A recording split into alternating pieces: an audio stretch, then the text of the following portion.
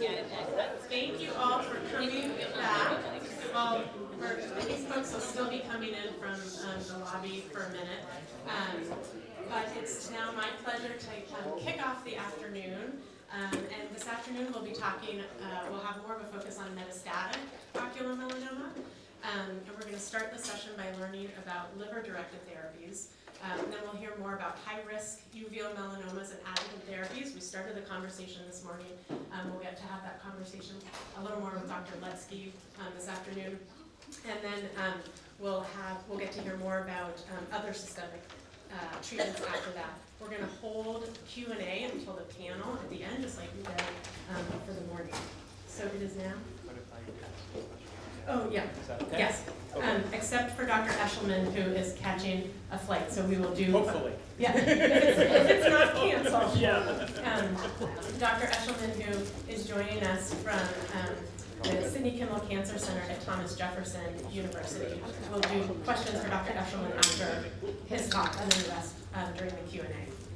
So, Dr. David Eschelman, and his longer bio is in the program. I'll do a brief bio up here. Please, very brief. This is what happens when you don't respond to the email by the day they tell you.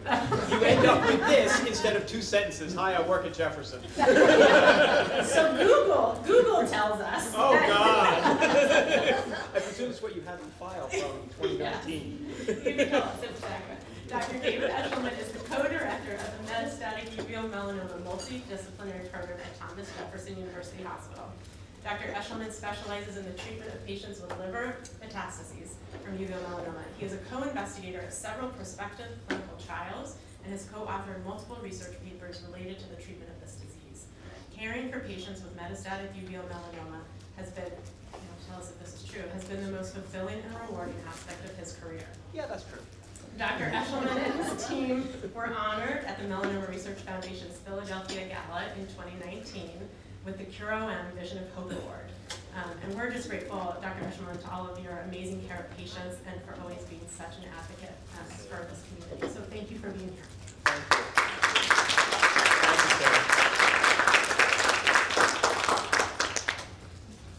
Sarah. Okay, it's not really an April Fool's Day joke, but who knows what an expert is? Someone from out of town with slides. Now for the scary April Fool's news, Renee's retiring in October. Oh, no. Didn't know if that got out there yet, but anyway, moving right along. Thank you for inviting me, and I like to be supportive of this group. And apologize if this seems a little wonky. Normally when I give a talk, I type out little reminders of what I want to say, and I have them on a sheet of paper. So I figured, you know what, maybe I should come into the 21st century and use the little note feature that's there on PowerPoint.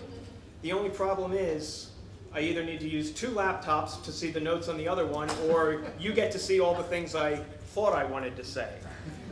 Anyway, so, wait a minute, this is, oh great, so one uses this arrow, one uses this arrow. Yeah, like I'm gonna, okay, I served on an advisory board for Delcap a year ago. Okay, so what's an interventional radiologist? Radiologists are physicians who interpret images. CT scans, ultrasounds, MRIs, chest radiographs, that sort of thing. Interventional radiology is a subspecialty of radiology. We do surgical type procedures through tiny incisions using imaging guidance. Usually fluoroscopy, which is live X-ray, but also CT and ultrasound. I had 7 years of training after medical school, and while oncology is certainly a very important and gratifying and meaningful part of the work we do,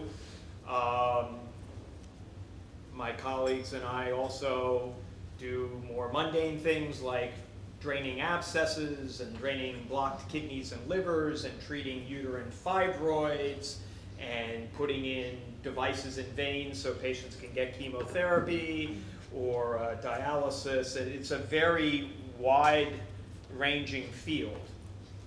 But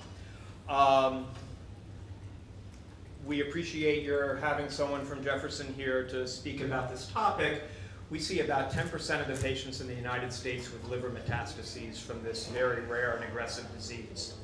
We have a weekly multidisciplinary conference and clinic dedicated to MUM patients. We perform more than 650 hepatic embolization procedures per year for MUM. I'm very fortunate to work with medical oncologists who understand the value of liver-directed therapy in absence of more beneficial systemic therapies, at least for now. That landscape is obviously changing. And as Karin likes to say, this may be an orphan disease, but it's found a home at Jefferson. About half of patients will develop metastases. The liver is the predominant organ of involvement in more than 90% of patients with metastases. It tends to be the first, and in about half, the only manifestation of the disease. Other sites of metastases include lungs, bone, brain, nodules under the skin, nodules at various locations in the belly. But the clinical course of patients with this disease is generally determined by the progression, or hopefully lack of progression, of this disease in the liver. The pattern of metastases is very different from skin melanoma, which tends to go to local lymph nodes, lungs, subcutaneous tissues. And improved treatment of the primary tumor has not resulted, unfortunately, in prolonged survival. And as our ocular oncologist told us this morning, tiny metastases have realistically occurred prior to diagnosis of the eye tumor. This is an MRI, and so this is the patient's front, this is the patient's back, this light gray structure is the liver, and just an example of some of the tumors in the liver. This is a patient who had a normal MRI 6 months earlier. This is a patient who was getting screened elsewhere. This small lesion was noted, as you see, in mid-December. Her primary care physician told her to get a follow-up in 3 months. Well, 3 months became 4.5 months, and the tumor had grown like that. I saw her about 3 weeks after that, which was right before her daughter's wedding. So she got an MRI, had the wedding activities, and came for treatment that following Monday. And this was the growth of the tumor just in that 5-week period. So, heard this morning about risk factors for metastases. I'm not going to embarrass myself after what we heard this morning. Coming from Philadelphia, there's more interested in chromosomal analysis, though certainly the gene expression profiling system is impressive. Is very impressive. But looking at it from a chromosomal point of view, this table shows in months down at the bottom, time to development of metastases based on having normal chromosome analysis in the tumor, abnormalities of the 8th chromosome, monosomy 3, but patients who have abnormalities in both 3 and 8 have a very high risk of developing liver metastases. You heard about this morning, and I mistakenly brought an older slide that doesn't discuss PRAME, so we'll move right along from that. But there is overlap, as Dr. Harbour showed this morning, between the Castle Class 1, Class 2 system and the chromosomal analysis. The National Comprehensive Cancer Network came up with screening guidelines in 2018. When I was looking last weekend, I didn't see any update to this.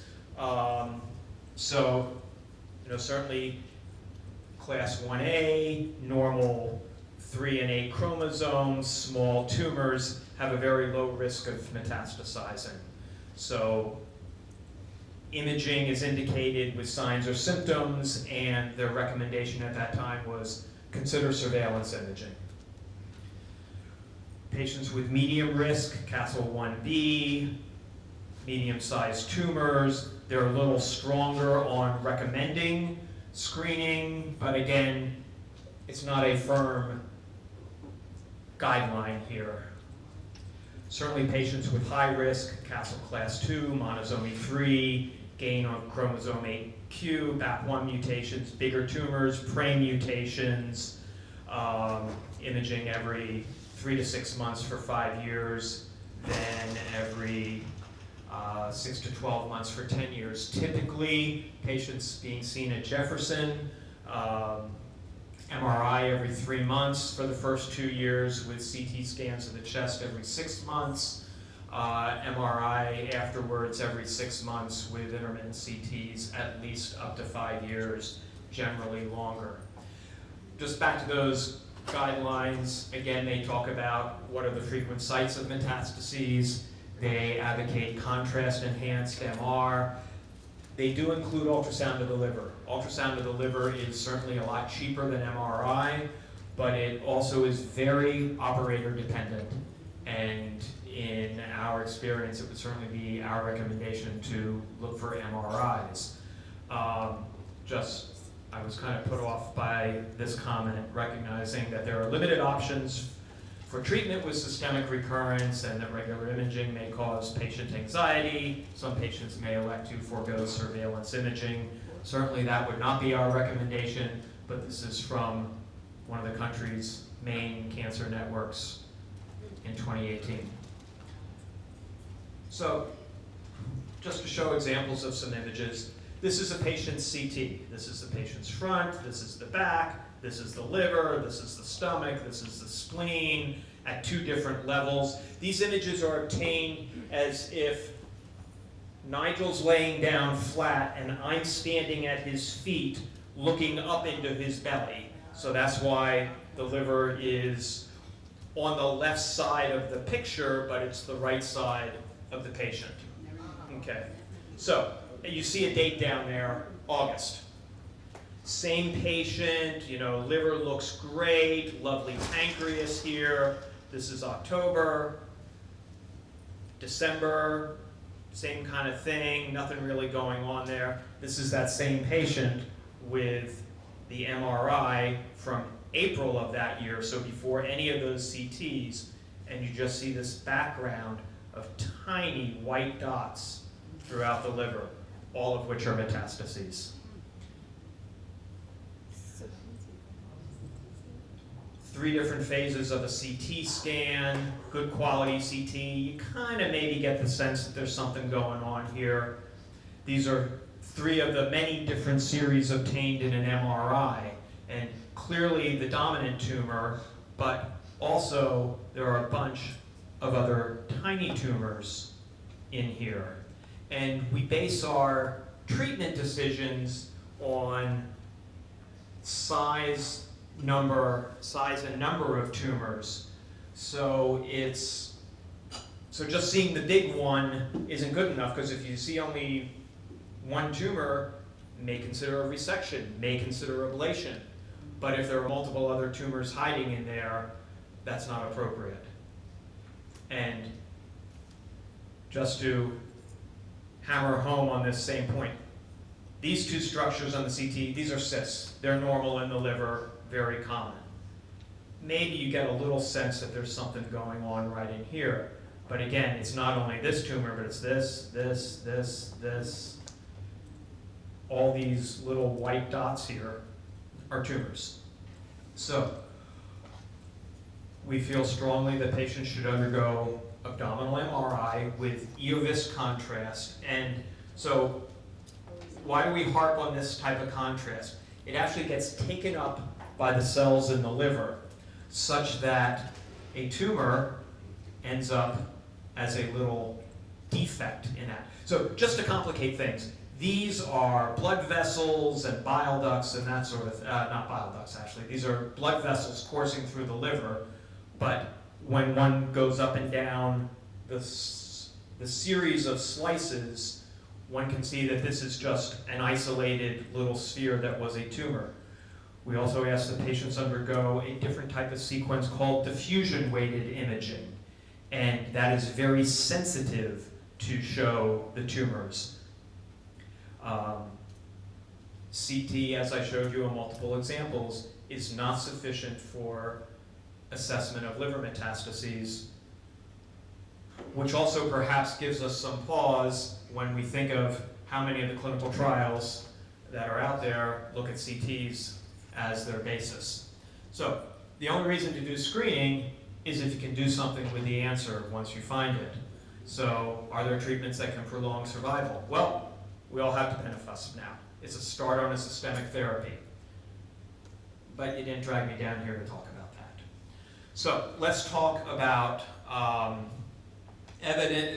some background supporting liver-directed treatments for this disease. So it's probably a little weird that I'm starting off with an immune checkpoint blockade therapy paper, which probably some of our colleagues will talk about later this afternoon. But this German experience shows a 38% disease control rate, mainly using ipilimumab and nivolumab, though the progression-free survival is only 3 months. To offer a different perspective from outside the world of medical oncology, I can't imagine my procedures being considered acceptable. I can't imagine my procedures being considered acceptable if I had these kind of toxicity rates and if 40% of patients had to discontinue treatment because of side effects. Patients getting these combination therapies often have a really rough time. The reason I included this one paper is because there's one short sentence buried in the middle of it without any other discussion that actually half the patients on this trial did also get some kind of liver-directed therapy. So, what's the justification for liver-directed treatments? The NAO group has shown that patients who received some kind of liver-directed therapy, that includes surgery, ablation, radiation, embolization, had a survival of 26 months from the time of diagnosis compared to those undergoing a variety of systemic treatments who survived only 9 months after diagnosis, though admittedly the patients getting liver-directed treatments were in somewhat better shape.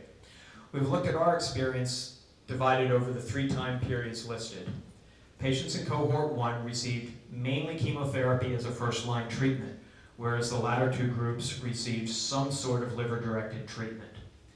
There could be an argument for better detection of liver metastases and lead time bias, meaning, well, we're now screening patients, or we have better imaging, so we're finding the metastases sooner, and therefore if patients survive longer after starting some kind of liver-directed treatment, well, it's just because we found tiny tumors.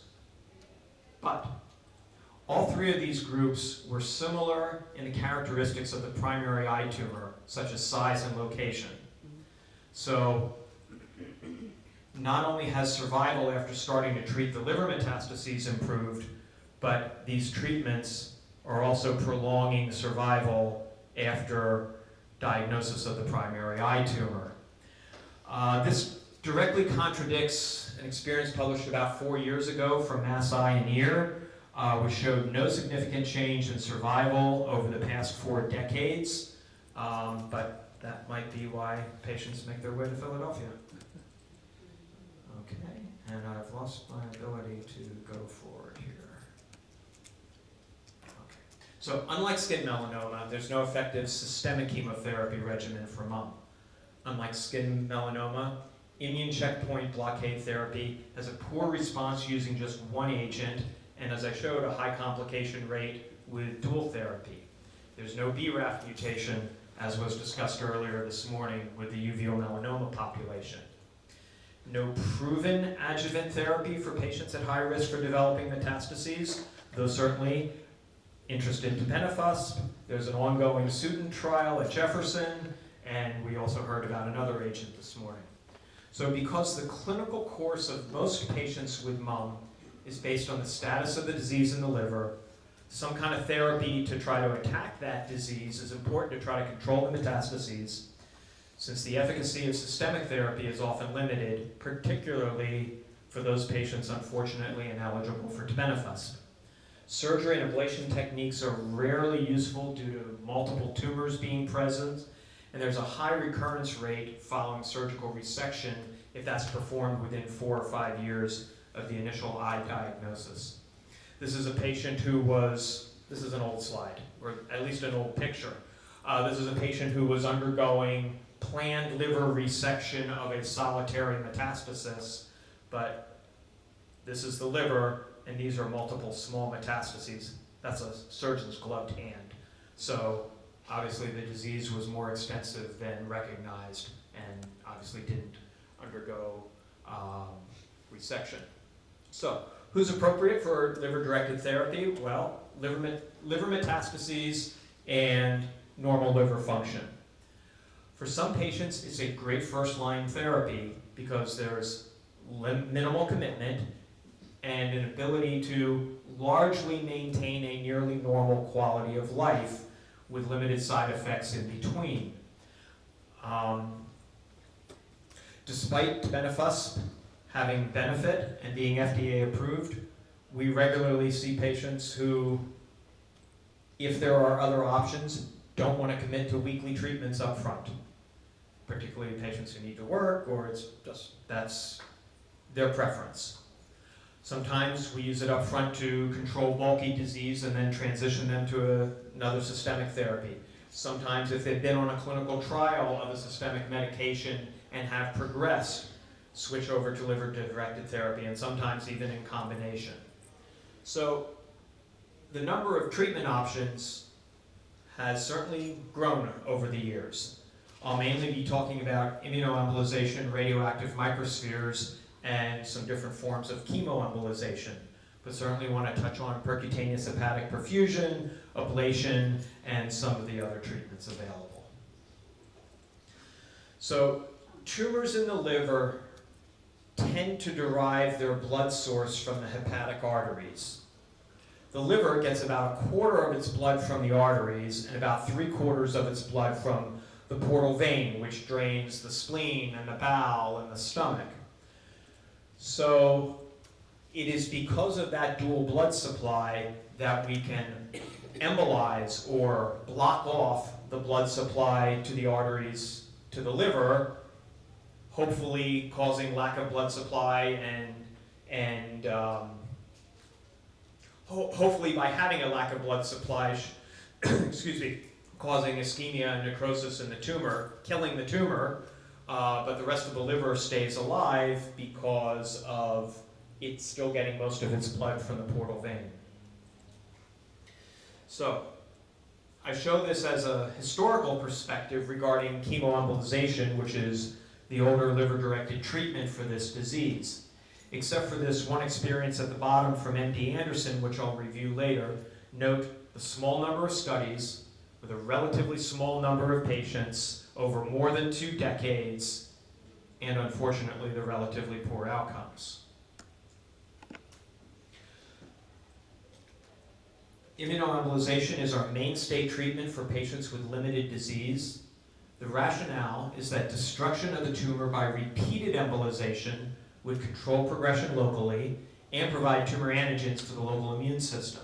Simultaneous use of a cytokine will induce an inflammatory response in the tumor and the surrounding tissues, which may help improve antigen presentation to rev up the local immune system. This may result in a systemic immune response against the tumor cells and hopefully create an in situ tumor vaccine. We use granulocyte macrophage colony stimulating factor as a cytokine, also known as GM-CSF, with a number of mechanisms for enhancing the immune system. This is based on an elegant study from MIT in mice with melanomas, and GM-CSF was effective against those melanoma cells. It required both helper T cells and killer T cells to be able to work. When they repeated the experiment with mice lacking one of those 2 systems, no effect. So this led to a phase 1 dose escalating study. The tumor burden had to be less than half the liver. Patients underwent alternating low-bar treatments, meaning treat one side of the liver, then come back a month later to treat the other side of the liver. The GM-CSF is emulsified in Lipiodol, which is an oily contrast agent. Tumors tend to take up the Lipiodol, and it kind of gums up tiny blood vessels in the tumor, helping to add to the ischemic effect. It's followed by gel foam slurry, kind of like a mashed up sterile styrofoam in liquid that temporarily cuts off the blood supply to the arteries. Patients would get imaged after every 2 treatments, and this really is looked at as a maintenance program. A third of patients had a response, meaning the tumor shrunk by at least 30%. Another third had stable disease. This overall survival of 14 months is favorable compared with that prior chemoembolization table, and this is our experience from 20 years ago. It gets a little better. This is an example of a patient who had undergone immunoembolization. You can see on an early phase of the arteriogram, these are the arteries in the liver, these vascular tumors, much less vascular when he came back 2 months later for a repeat treatment. Similar type thing, here are the tumors, and they are largely avascular as a result. Excuse me. We learned that high-dose immunoembolization delayed onset of systemic metastases compared to lower-dose treatments. When comparing high-dose immunoembolization with a comparable group of patients who have been treated with BCNU chemoembolization, the high-dose immunoembolization patients had a longer, actually, thank you. I'm going to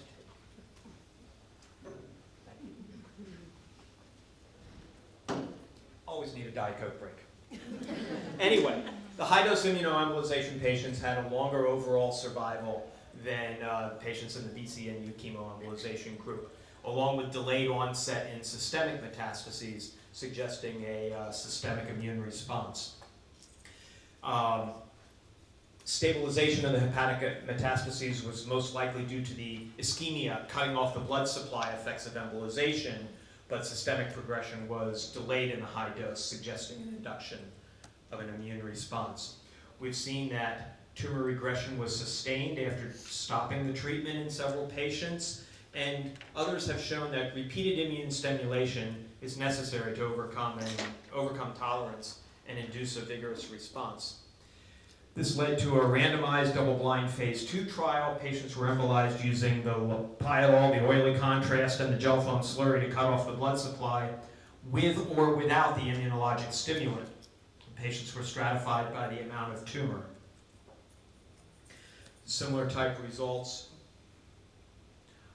Both of these treatments were well tolerated, and really patients have pretty limited side effects from these treatments. But our control was not a control, because bland embolization also induced an inflammatory response, but this was much more prominent after immunoembolization. There was an overall survival benefit in patients with 20 to 50% tumor replacement of the liver. Unfortunately, we saw a paradoxical response for patients with very limited disease. Patients undergoing immunoembolization showed a significant and rapid increase in production of several of these inflammatory markers. Please recognize that this was a double-blind, randomized trial comparing bland embolization to drug plus embolization, showing a benefit of adding the drug. And that's pretty unique in the realm of interventional radiology. We were troubled by that paradoxical response of patients with a couple really tiny tumors not doing as well. So we actually had, since patients enrolling in that trial couldn't have any metastases outside of the liver, we had a similarly timed group of patients who showed up with a similar amount of tumor, except that they had some small metastases outside of the liver. And just for reasons I don't know, need to go into, they were treated with a slightly lower dose of GM-CSF, and they didn't have that paradoxical response. So basically it took us about 14 years to figure out what the appropriate dose of GM-CSF is. This is an example of a patient's MRI pre-treatment with one of his dominant tumors, and this is showing the oily contrast agent, the Lopiodol, concentrating densely in that tumor. A subset of patients undergoing immunoembolization experience a prolonged survival. Okay, so admittedly, some of these tumors are bigger, like that went to that, and that little guy went to that little guy, but look at the dates. This patient underwent intermittent immunoembolization for more than 8 years, and those tumors grew during his periods of having a treatment break, some of which were as long as a year. So this treatment started in October. No, it's not. This patient started treatment in October 2010. He's still alive. He actually got the last slot on one of the tebentafusp trials, and he's been getting tebentafusp for over 4 years now. So we've learned that 16% of patients who start treatment with immunoembolization will have survival greater than 3 years and undergo treatment breaks. I didn't have time to update these superstars, but several of these patients are alive more than 10 years. I have enough problems trying to achieve real intelligence, but there is some artificial intelligence work going on in this space by some of my colleagues. A couple guys in our shop are looking at pre-treatment MRIs to try, using artificial intelligence algorithms, which I can't begin to understand or explain, to try to figure out if there are any underlying tumor characteristics that will predict a good response to immunoembolization. And they're actually working with a woman at University of Chicago who is the master of radiology AI and actually is at the forefront. She's been working on this for 30 years with a variety of tumors, particularly in the breast. Anyway, we've investigated combining treatment with immunoembolization and ipilimumab. The addition of IPI really didn't prevent eventual development of extrahepatic metastases. We showed it's safe to combine these treatments, but we did have some significant toxicities from IPI. We actually did have a trial going on of immunoembolization plus ipilimumab plus nivolumab that actually was stopped because of toxicities from the ipi-nivo. Unfortunately, about a third of patients progress despite treatment using immunoembolization. So let's move on to some other treatments. Radioactive microspheres or radioembolization. So this is injecting tiny radioactive particles into the hepatic arteries so that they then get lodged inside the tumors and emit radiation from within. Just for example, a typical treatment of the right side of the liver is 10 to 20 million of these particles. So I'm going to focus on our phase 2 prospective trial using SIR in 24 patients who had no prior treatment and 24 patients whose tumors progressed after treatment with immunoembolization. So 3/4 of the patients in the treatment-naive group had less than 20% of their liver replaced by tumor. So these are thankfully small tumor burdens. 87% had stable disease or better for a median of 8 months and an 18.5-month median survival. All of these patients eventually progressed with development of new liver metastases. The group with progression after immunoembolization also had limited tumor burdens. The disease control rate was not quite as good, but it's worth noting that the median survival of these patients from the first immunoembolization treatment was over 2 years. Initial data from the CERTAC trial were released at ASCO last year. ASCO is the American Society of Clinical Oncology. It's a big oncology, these guys can tell you, probably like 50,000 oncologists in Chicago, something like that. Anyway, this randomized trial compares radioactive microspheres to chemoembolization using cisplatin. Now, back in the 90s, we were not able to show any benefit to chemoembolization using cisplatin. But the other interesting thing about this is the time for the tumors to progress in the liver was the same as what we just showed with our treatment-naive patients. So that's some corroboration. This is a small prospective multi-center trial, including us, which assessed the feasibility of treatment with SIR followed by ipilimumab and nivolumab. Unfortunately, there ended up being 3 even smaller groups with differences in their treatment regimens. Due to toxicities in the first group from both the radiation and the ipilimumab, the radiation dose was reduced for subsequent patients such that the normal liver wouldn't receive more than 35 gray, which is our standard at Jefferson, but unfortunately the trial wasn't written in that fashion, but it was revised to that. The ipilimumab dose also needed to be reduced. Anyway, the treatments were better tolerated after these other adjustments. The outcomes, unfortunately, were affected by the early toxicities. But unfortunately, this is not a panacea either, where this tumor was treated with radioactive microspheres, and 2 months later came back looking like that. So just for a memory refresher, let's go back to chemoembolization. This large experience from MD Anderson had 125 patients. They mainly received chemoembolization using cisplatin, but half the patients were also treated afterwards with an intra-arterial. They left a catheter in the artery going to the liver and infused chemotherapy for a day or two. It's helpful in this study. This is, I think, the first one I recall that stratified patients by the amount of tumor in their liver up front.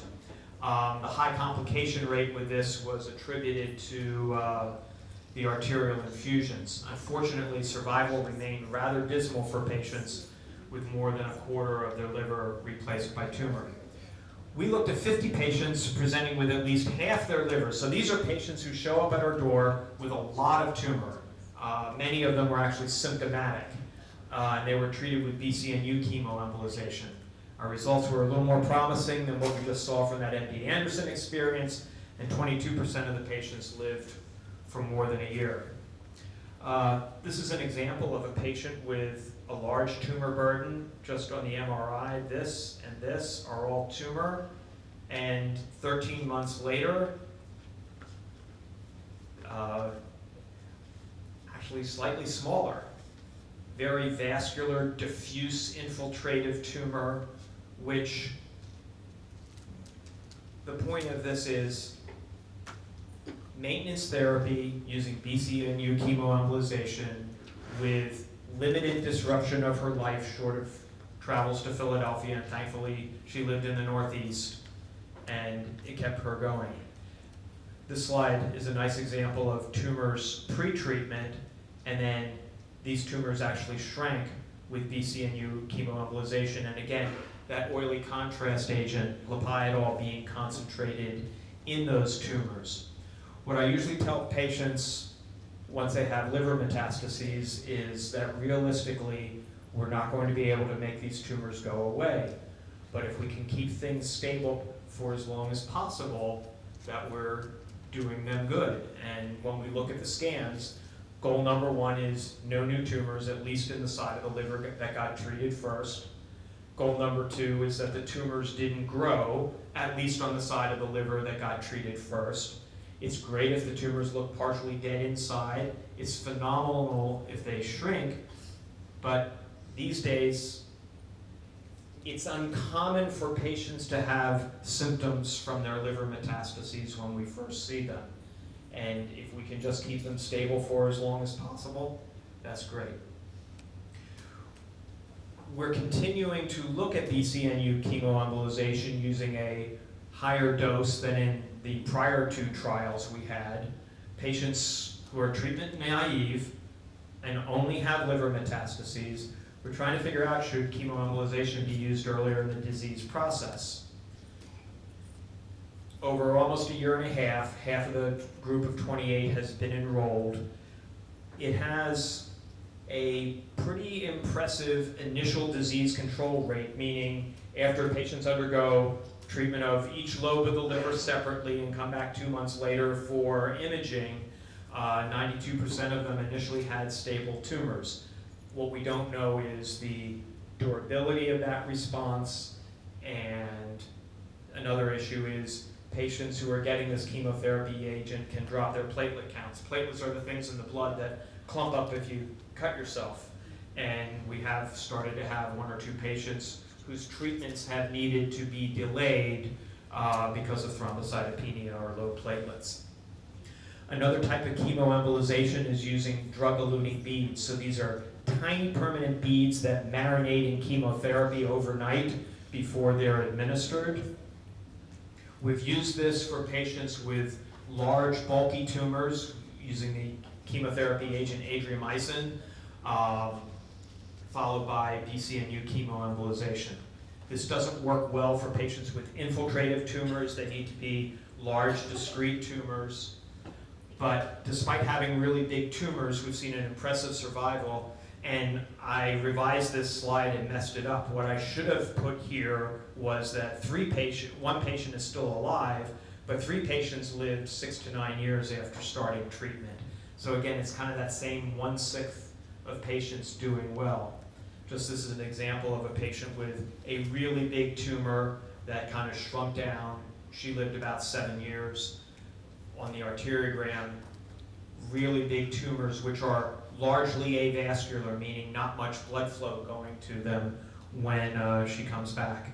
And she participated in many clinical trials because she had extensive systemic metastases develop elsewhere, but after the first couple rounds of chemoembolization, she never had a recurrence in her liver. This is a patient who survived almost 5 years after this treatment. And again, you can see the really big, bulky tumors that have shrunken down as a result of this treatment. So let me get another sip of Diet Coke.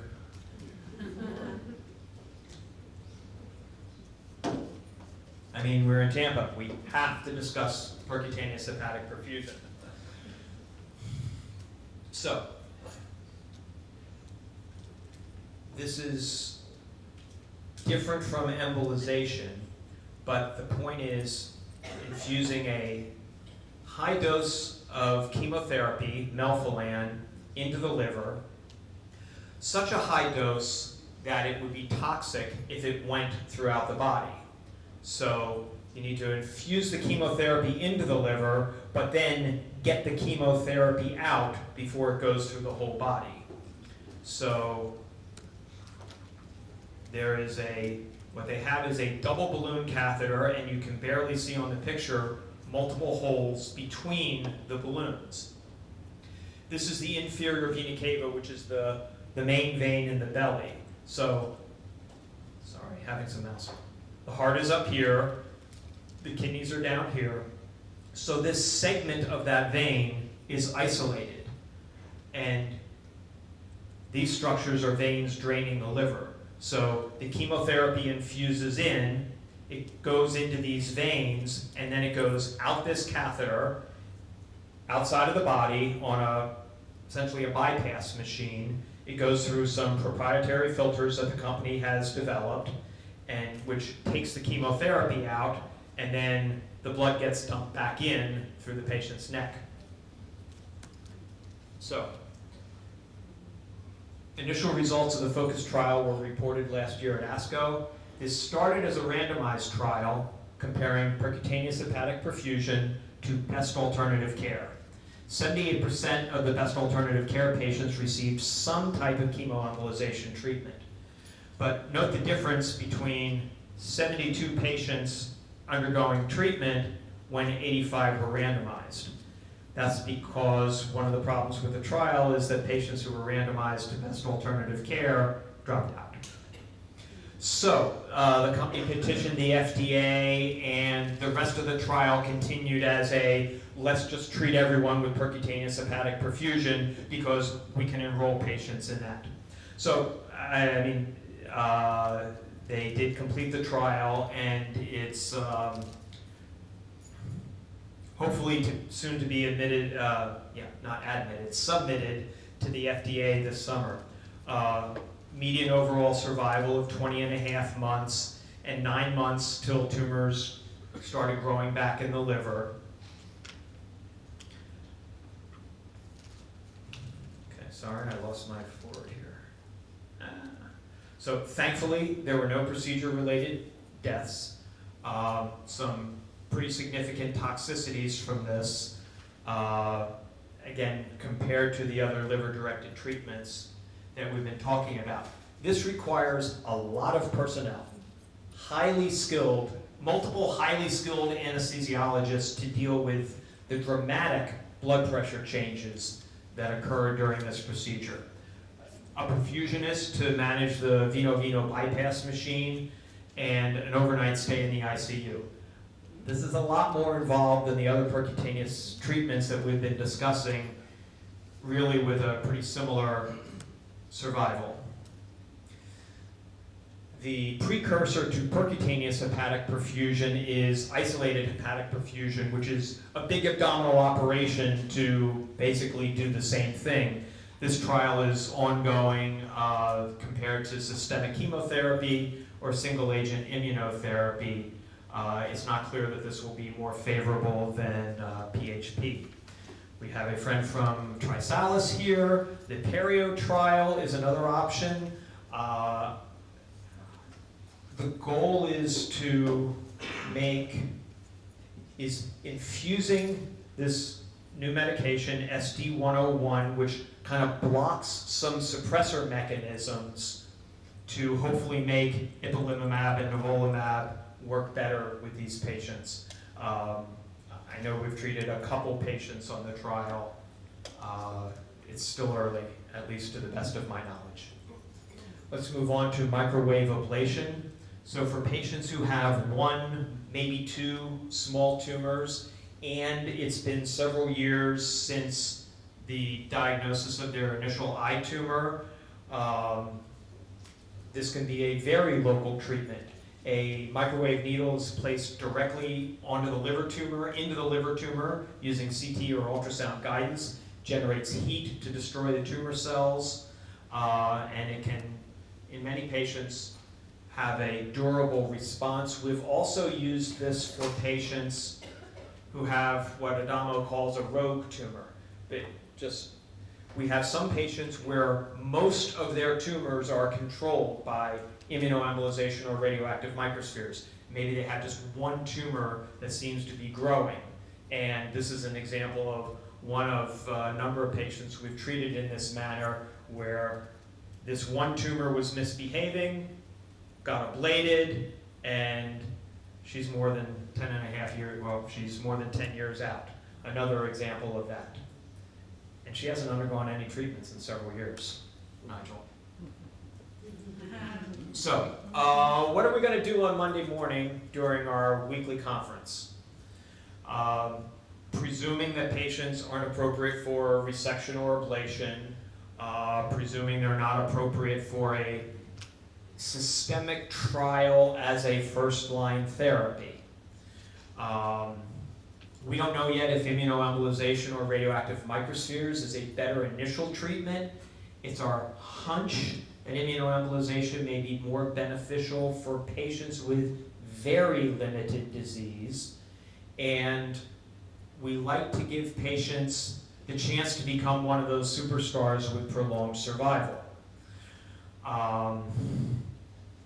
Immunoembolization and radioactive microspheres, in our experience, haven't worked well for patients with bigger tumors, larger than 5 or 6 centimeters. So for big bulky tumors, DEB-docs, patients with a lot of tumor, BCNU chemoembolization. And as I said, we currently have a trial looking at patients with this, with BCNU chemoembolization earlier, but that's not for the patients with the tiniest tumors.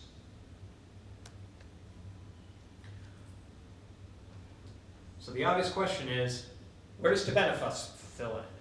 And you'll also be asking our medical oncology colleagues that later in the afternoon. As I alluded to earlier, we're encountering a lot of patients who don't want to do that from the start. And they're choosing liver-directed therapy up front. Certainly at times of progression, or if they develop metastases outside of the liver, those are times when we start the tebentafusp discussion. But the honest answer is, we don't know yet. So, something more to learn with more experience. Excuse me, a summary of current trials. One other just worth mentioning that's starting is treating patients with up to 5 small metastases with radiation therapy, followed by ipilimumab and nivolumab in attempts to generate an abscopal effect. So coming soon, immunoembolization plus tibetifusp. Marlene is working on getting that going. So just future considerations as we're looking at this. I mean, we should be stratifying results based on tumor burden, because you can't compare someone with a couple of tumors under a centimeter with someone who shows up with tumors the size of apples or grapefruits or something like that in the liver. Tumor genetics and patterns of the disease. And one thing I alluded to earlier when discussing the imaging findings, unlike systemic treatments where the whole body, the whole liver gets treated when the medication is infused or the pill is taken, if we're only treating one liver at a time, that means that that other side of the liver isn't getting treated till a month down the road, and tumors at that site are probably going to grow a bit. Just need to hope that it's not enough to distort the results. Thank you very much.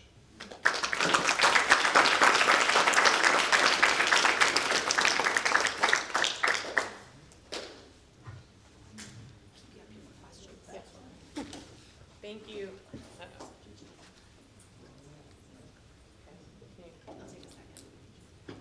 Here. Okay, thank you. Thank you, Dr. Eschelman. As we mentioned, we'll take questions for Dr. Eschelman now, and then we'll hold the rest of questions until our Q&A. Questions? Yep. Hi, thank you, Dr. Eschelman. What advice would you have? I'm going to Duke, and their protocol does not allow MRIs, and I'm class 2 brain positive. What would you suggest? I pushed quite a bit. I can push harder for the MRI versus the CT. I hesitate to answer that in an open forum that's being recorded. Okay, I'll hit you on the way out. But I think you can infer my response from the conversation that just ensued. And I think that just highlights some of the challenges in the field. Sometimes the lack of standardization, although I think that that's improved over the years. There are more treatment guidelines than there used to be, but I think there's still some disagreement in the field, and I think hopefully as an advocacy organization, there's a role for us to play when there's science, to show benefit in different areas. But there's still in some areas disagreements because we don't have enough science, so pushing research forward too. But I just to highlight that I think these are some of the challenges. Well, my second CT scan, because I'm every 3 months, but my second one was with different radiologists, and they even noted on the report that an MRI would be better than a CT scan for the liver mets. Still. Maybe that can be used to persuade an insurance company. Yeah. Oh wait, are you talking about an insurance issue or a physician issue? No, this is Duke's. This is their protocol, and I pushed Good back question. on it. Next question, please. Other questions? I looked up and ended up in Philadelphia with a ciliary body ring melanoma with high risk metastatic. But I live in Florida. And so as we look at the future, should we buy interest in Delta Airlines? And part of the reason I came down here was, obviously, I live in a target zone where there's nothing up in the panhandle of Florida. So it's kind of hard to know where to, I go 4 hours north, east, west, or south, or 12 hours north. And those are really hard decisions for people trying to, where do you go for these kind of center treatments? There's nobody there. You raise a good point, and I suspect in typical fashion, Sarah will have a more diplomatic and eloquent answer than I. I have no personal financial interest in American Airlines, but they by far control the space in and out of Philadelphia. But I mean, clearly, patients, we're not insensitive to what it takes to be a patient. I mean, being a patient is work. Sarah knows I have experience with that. It's a job. And also, it's not everyone can just hop on a plane and have the support and get to Philadelphia. And we readily acknowledge that. I mean, we are certainly not the only place in the country doing many of these liver-directed treatments. However, one of the advantages of our system is the seamless access, and that we have just the setup with medical oncologists who only treat patients with eye melanoma, and the multidisciplinary approach, and 3 interventional radiology. My elective practice of cases, I still got to drain the abscesses and put in ports and that kind of stuff, but the only elective work I do for quite a number of years is taking care of eye melanoma patients. And maybe just to mention that I think you'll hear shortly, obviously amazing folks a little bit closer to Yes, down the street. For you. And I think, one of the hopefully goals of this meeting and our education program is to arm you as the patient with questions to ask. And I think physicians here, if particular procedures aren't available here and you decide together that that's something you want to pursue, I think they're amazing physicians in the field. All over the country. And who are willing to work collaboratively with each other for what's best for you. So I would just encourage you to talk with your treating physicians, ask questions, and decide things together about what's best for your clinical care and for your quality of life. Y'all are amazing in Philadelphia. That's kind of you to say. I hope we do nothing to change that opinion. Other questions? There's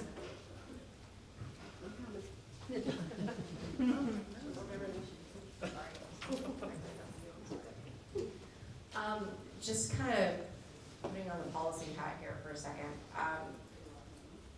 Getting to your point about MRIs and CTs, what are the barriers you're seeing patients face when it comes to insurance? Are we running into a lot of prior auth issues? Is it, what advice would you have for those facing insurance barriers as opposed to provider barriers? Those are 2 separate questions. To the best of my knowledge, we see very few problems with getting MRIs for patients with this disease in our practice these days and for a number of years.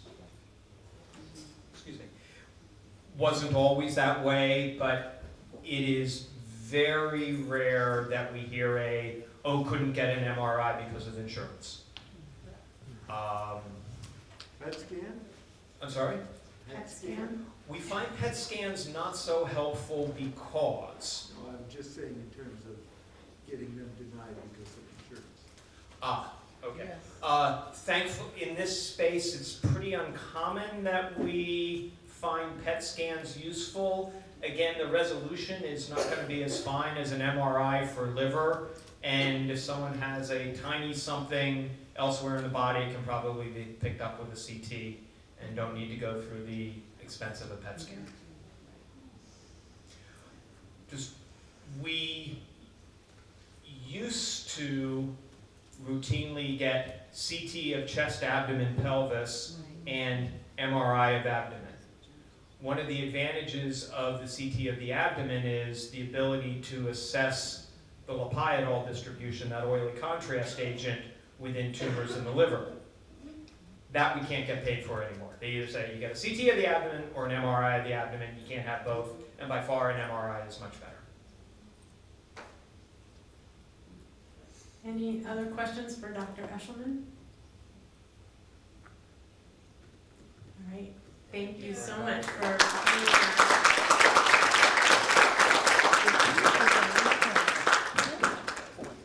Thank you. Now we're gonna travel back, sort of in clinical time, and talk about high-risk uveal melanomas and adjuvant therapies, which we started talking about this topic this morning, and appreciate Dr. Lutzky's participation this morning as well as this afternoon. And so now I'd like to formally introduce Dr. Lutzky. Dr. Lutzky is the Director of Cutaneous Oncology, the Cutaneous and Ocular Oncology Site Disease Group Lead, and Medical Director of Clinical Trials at the Clinical Trials Coordination Office at the University of Miami Sylvester Comprehensive Cancer Center in Miami, Florida. And I think Dr. Lutzky has just been a huge advocate for uveal melanoma patients, and particularly really trying to tackle the question of adjuvant therapies and how to actually prevent metastatic disease from occurring. So I think we've been touching on this topic all morning, and it's really a pleasure to have you here today, so thank you for joining us. Thank you for having me here. This is my first CureOM meeting, and I'm very honored to be here and I see some of my patients here, been able, people that I actually have only met via telemedicine, and for the first time actually see them in person, and they see me without a mask sometimes. And I've been very fortunate when I came to the University of Miami to work with a great group that was there with Dr. Harbour and now with Dr. Correa. As Dr. Harbour mentioned, even though he has moved on to Western pastures, we still collaborate a lot, and I've been very happy that we were able to translate or try to translate some of his laboratory findings into clinical trials. And just a comment regarding the previous question in terms of reimbursement. I think we're going to face more issues, for example, in trying to get imaging for patients that have class 1 PRAME positive disease, because as Dr. Harbour mentioned, a lot of those patients will have late relapses, so the intensity of the monitoring there is reversed. We do less monitoring in the beginning, and maybe we should do more monitoring after a certain number of years, and I'm sure insurance companies are not going to get that. But we'll cross that bridge when we get there. So I'm also happy that a lot of my job has been done for me, because a lot of this has already been discussed, and these are my disclosures. And again, I'm not going to repeat all of this. You guys have heard all of this. I just wanted to point out that in the risk factors for uveal melanoma, cutaneous melanoma is not one of them. It's a different disease, different animal altogether, except for iris melanoma. UV exposure does not seem to be correlated with high risk for uveal melanoma. And you already saw all of these, some of the clinical findings that may be associated with a higher risk. The melanocytosis, you can see that in the sclera, the dysplastic nevus syndrome, and there's two nevi or moles in the back of the eye. One is pigment, and the one at the bottom is an amelanotic nevus that may be sometimes more difficult to recognize. So the topic here is who has a high chance of getting melanoma back after the primary disease has been taken care of. And there are different ways to try to assess that, and different methods, and this has been discussed. If you're in a place where the only tools you have are clinical tools, the AJCC staging is probably the best way to try to assess that. If you're able to get some additional information, like molecular information, then there are different forms. So, for example, there's the LUMPO assessment that combines clinical and molecular markers. You can do DNA sequencing, and I think Dr. Harbour also showed you that the different mutations are associated with different risks for metastatic disease. And I confess that I'm very partial to the gene expression profile. If you're able to get a biopsy, that is the only prospectively validated prognostic marker for these patients. So again, the collaborative ocular oncology group, this has been mentioned. was able to accrue 1,700 patients prospectively in a 2-year period, which is, if we believe the 2,000 patients a year statistic, is really accruing half of all the patients in the country to a clinical trial every year. So that's really, really a major deed. And again, we're able to distinguish between patients that have a high risk and a low risk, class 2 and class 1 respectively, as noted here.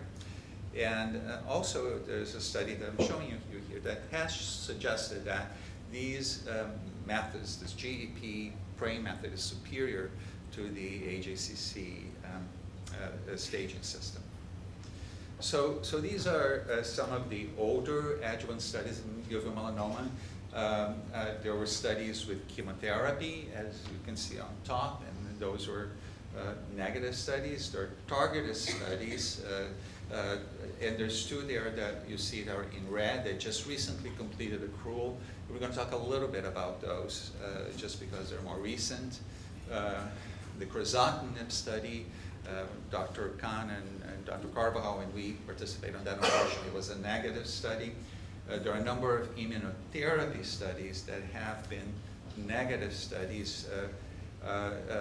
Dr. Rapsowan from Washington, from DC, recently completed an adjuvant trial, single-arm adjuvant trial with ipilimumab and nivolumab, 52 patients, and the data is still not out, still following those patients. But there was significant toxicity, as expected with that combination. As we see in cutaneous melanoma, there's significant toxicity. I think there was 1 fatality. And he is planning on adding another cohort, another group of patients to that trial with a combination of nivolumab and relatlimab, which has been recently approved for melanoma and is easier in terms of adverse events. It's much more tolerable. And going down the list, there were a couple of liver-directed therapies that were used in the adjuvant setting. One was a trial giving radiation to the liver, which was terminated because there was lack of accrual.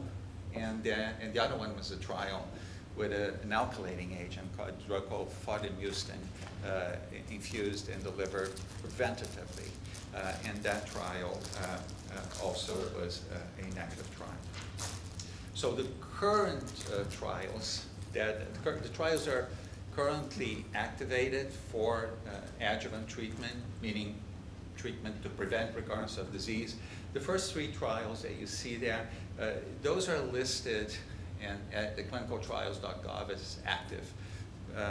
The very first one is a trial with Dr. Adma Clay from San Diego, and there was really nothing published on this trial, so I actually called him on Friday to find out what happened to the trial. He said it's been closed.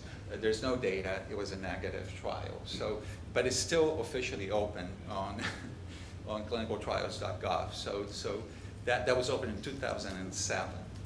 The second trial is a trial from a trial that was it's active, but it looks like they have accrued all the patients. That's an autologous dendritic cells with a vaccine that I was given to patients. We don't have any data, any information on the outcome of that trial, but hopefully we'll be hearing about that soon. The third trial that you see there, that's Dr. Sato's trial that just recently completed accrual, and I'm going to show you some of the slides that he sent me with some of the preliminary information. We don't have a lot of the outcome data, but we have some of the toxicity data, and he may be adding another cohort to that trial soon. And the next trial, that's the trial that I mentioned to you, Dr. Rabisawan, that may add another cohort with nivolumab and relatlimab. And then the trials that are in red, there are trials that are currently open to accrual. And first one you see that is a trial that's looking to randomize 100 patients with uveal melanoma. And again, when you look at the column that says key eligibility criteria, you see what a different panoply of criteria there are for each trial. They're all, because they're using different ways to assess risk, but the bottom line is everyone is looking for patients that have a very high risk, because that's where you're going to see the signal that something works or doesn't work. But the first trial there is melatonin for uveal melanoma, and I have a slide I'm going to show you a little bit about the rationale that the investigators proposed. I really didn't know much about melatonin for uveal melanoma, and I learned a little bit as I was looking into that trial, and I'll pass that on to you. The next trial is a trial that's opened by Dr. Craig Slingloff at the University of Virginia. And Dr. Slingloff has been working with vaccines for many, many years, very well known in the field. And this trial is for patients that have cutaneous as well as uveal melanoma. It is restricted to some HLA types, not just HLA-A201, a number of other haplotypes. So many patients may be eligible for that trial. It's only 22 patients, so I suspect that it may not be open for too long. The next trial is a trial with the drug darovasertib from IDEA. We have someone from IDEA here, and that drug has shown very encouraging activity in the metastatic setting. Again, I'm going to show you a couple of slides on that later.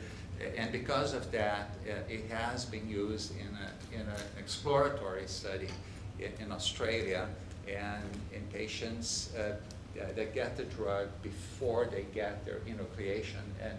And actually what's been shown that many of these patients have significant reductions in the size of the tumor. So I believe the company is planning a larger trial in the United States pretty soon. So let's keep our ears out for that. The next you see there is tebentafusp. I'm sure my colleagues here will be talking a little more about tebentafusp later when they talk about metastatic disease. It is a breakthrough drug, is a bispecific molecule, what they call a T-cell redirector, that brings this T-cell to the tumor where the molecule is attached to very firmly to a specific antigen that can be selected. In this case, it was S100.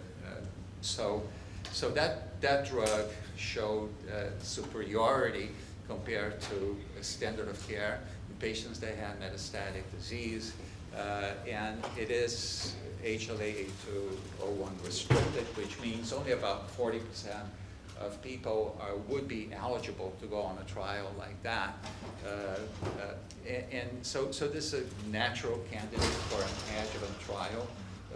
There are some constraints. The drug is given on a weekly basis, and you can imagine that having weekly treatment, say for a year, may be a little bit difficult, but you do what you have to do. There has been no consensus yet, as far as I know, as to the exact design of what that trial will be. I think it's going to happen, but the exact design is not yet established. So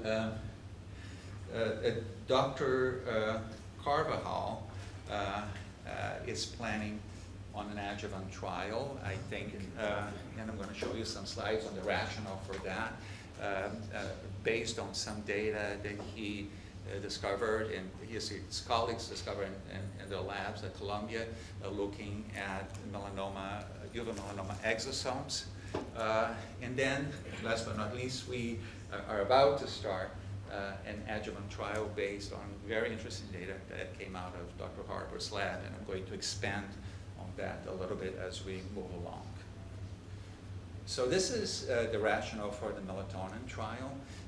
It inhibits the growth of melanoma cells. There's some receptors for melatonin in melanoma cell, uveal melanoma cells, and apparently there's epidemiological data that suggests that in a number of solid tumors, melatonin seems to be associated with better outcomes. And there's some animal data and some very limited human studies. So the rationale is, I don't know, I think one of the main pros for this is that it's not toxic, readily available, it's cheap, and if it works, you know, then it works. But so this trial was actually just activated. You'll have to go to Germany to get on that though. And this is the design of Dr. Sato's trial, and I think some of you here might have been part of that trial. And it was sunitinib and valproic acid that were given together, and the rationale for that was uveal melanoma, particularly the high-risk uveal melanoma, when you lose the function of BEP1, as was mentioned by Dr. Harbour, there is increased production of this protein called KIT in the uveal melanoma cells, and sunitinib suppresses that. Valproic acid works in a different way. Valproic acid works in disturbing the DNA machinery, and it's an epigenetic approach, it's called. It interferes with the differentiation of the melanocytes and suppresses, increases differentiation of melanocytes. So there was some preclinical evidence that both drugs would work in uveal melanoma. So this study was done, and he just sent me this, and we talked about it. I mean, this was a prospective study, but it was non-comparative. So it's basically looking at the feasibility and tolerability of these treatments. So the treatment in which there was a combination of the valproic acid and sunitinib at the doses of sunitinib that were originally planned was somewhat toxic. So there has been some change in the dosing of sunitinib with better tolerance. And there, as I said, there is another cohort with these modified doses that will be started. He, I think, is planning to give an update on the data pretty soon. So at Dr. Harbour's lab, they looked at what's called single-cell RNA-seq, which is looking at all the transcribed genes in uveal melanoma cells. And these are uveal melanoma cells. And there you can see everything that the uveal melanoma cells are making. Not only the uveal melanoma cells, but also the cells that are around the uveal melanoma cells, what we call the tumor microenvironment. That includes a lot of the immune cells. And I just wanted to point out what is in the red square there. That's the protein called LAG3. And LAG3, you may have heard about LAG3 for melanoma and cutaneous melanoma, but LAG3 is also, when it's increased, it blunts immune response. It decreases immune response. So what was found in Dr. Harbour's lab was that in these uveal melanoma tumors, LAG3 was increased, and that was something that had not been shown before. This has been confirmed by other groups, particularly a group in Sweden, and based on that, we initiated this phase 2 trial using a combination of nivolumab and relatlimab. Relatlimab is an antibody that blocks LAG3.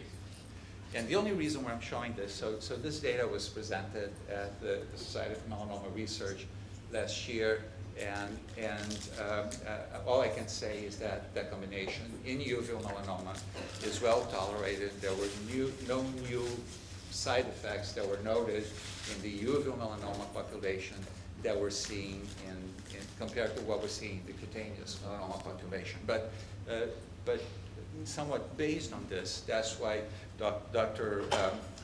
Rocky Suwon decided to add this cohort to the adjuvant treatment. And hopefully he'll be able to do that if he can get the appropriate funding for the trial.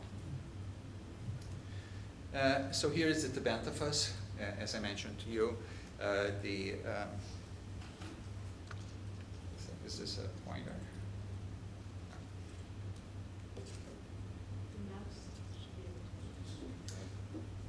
Oh, there we go. Can you see that? Yeah. Okay. Yeah. So this is the molecule.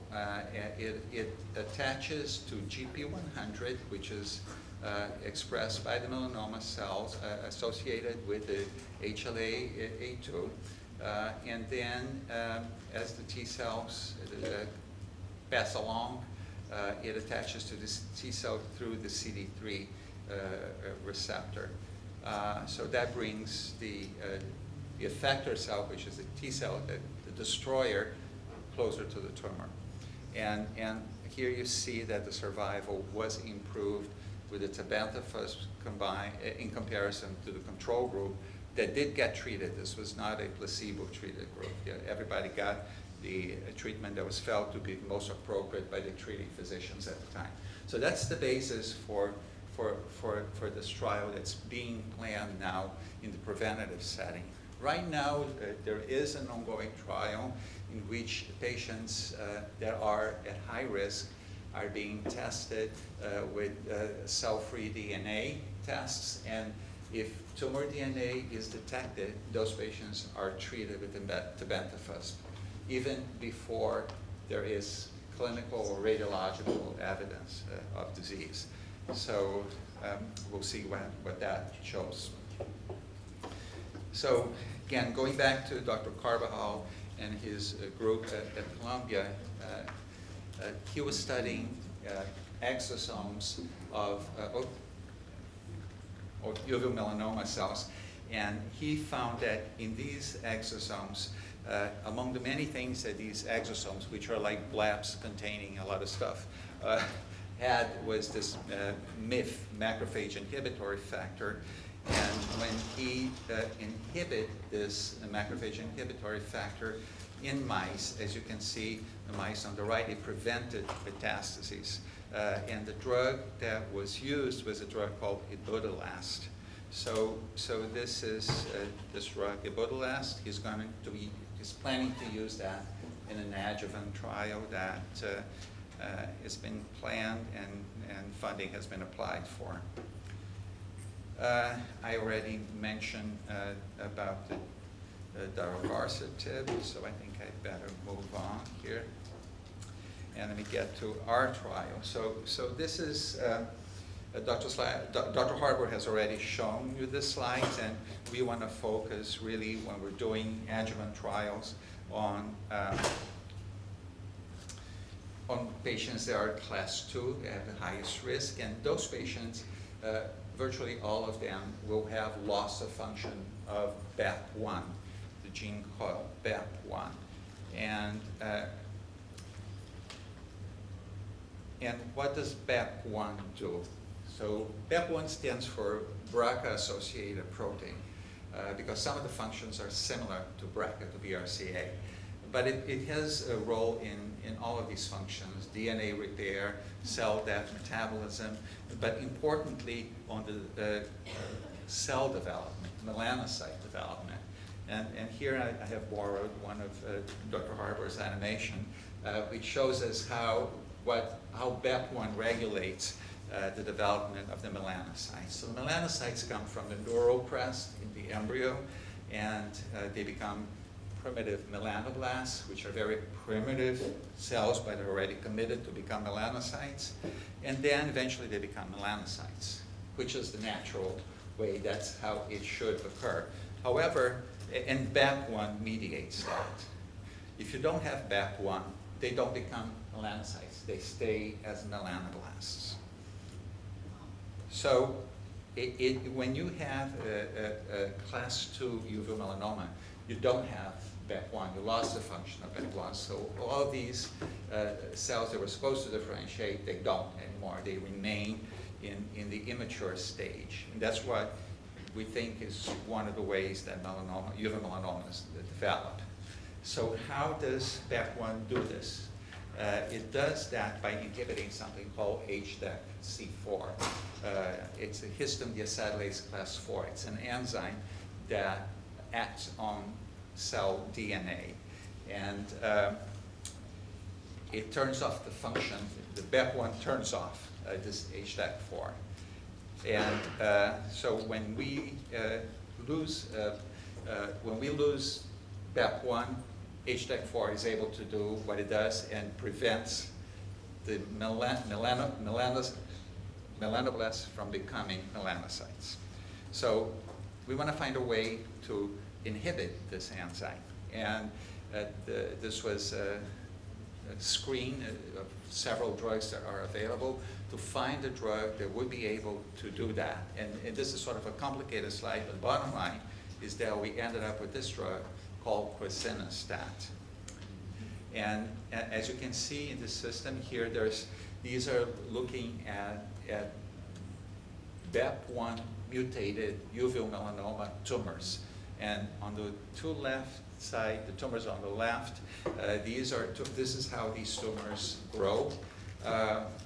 These are two cell lines that are mutated. The one on the right is not mutated, so that doesn't change. But you can see on top how the tumors that were treated with the quisinostat barely grew or stopped growing. So it turns out that this drug has been tested already in phase 1 trials. It's well tolerated. It's an oral agent and has strong activity against HDAC4. And so the idea was to use this as an adjuvant trial for patients with high risk class 2. And these are the institutions that are going to be participating with us. Once we get going, we should probably accrue in a year or less because we have so many institutions. So we decided to focus on the group of patients that you see the curve on the left, which is the very high risk group of patients. Those are patients that have uveal melanomas that have a largest basal diameter of 12 millimeters or more, and they are class 2. When you look at that particular group of patients, and this is data from Cook, from about 1,500 patients, when you look at that group of patients, the median time for those patients to develop distant metastasis is about 32 months. So we're focusing on this very high risk group of patients to try to get a signal. And we used a similar design in this other trial that we did with Dr. Khan and Dr. Cardinal. So the inclusion criteria, at least 12 millimeters in largest basal diameter, has to have a class 2 gene expression profile. And in terms of exclusion, this drug has a lot of interactions with certain types of other drugs, so we have to screen very closely what other drugs someone might be taking before they're able to take this drug. And one of them is warfarin, so a lot of people take that. So patients will be screened, they will take the drug for 1 year. The drug will be given orally Monday, Wednesdays, and Fridays. And then we will do assessments as we would for standard of care. There's a number of studies that we will be doing in these patients, and they're kind of all listed on the right there. We're going to be looking, we're going to make sure that we're hitting the target, the HDAC4, as we're supposed to. We're going to be looking at cell-free DNA to see if that can give us an early warning of an impending recurrence. So we're going to be doing a lot of other associated tests with that. And I wrote there in the Mandel family for fun because Mandel family was instrumental in making this happen. They actually sponsored the entire trial, so I would be remiss if I didn't mention and didn't thank for their philanthropic support.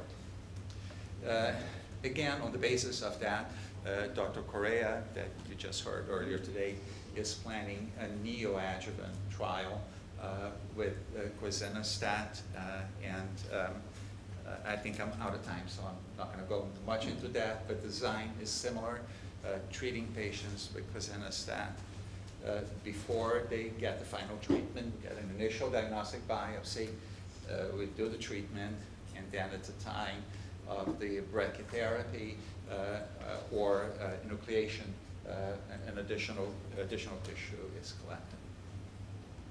And the idea is to see if we can change a profile that's class 2 to a profile that's more like class 1 in those patients. So thank you very much.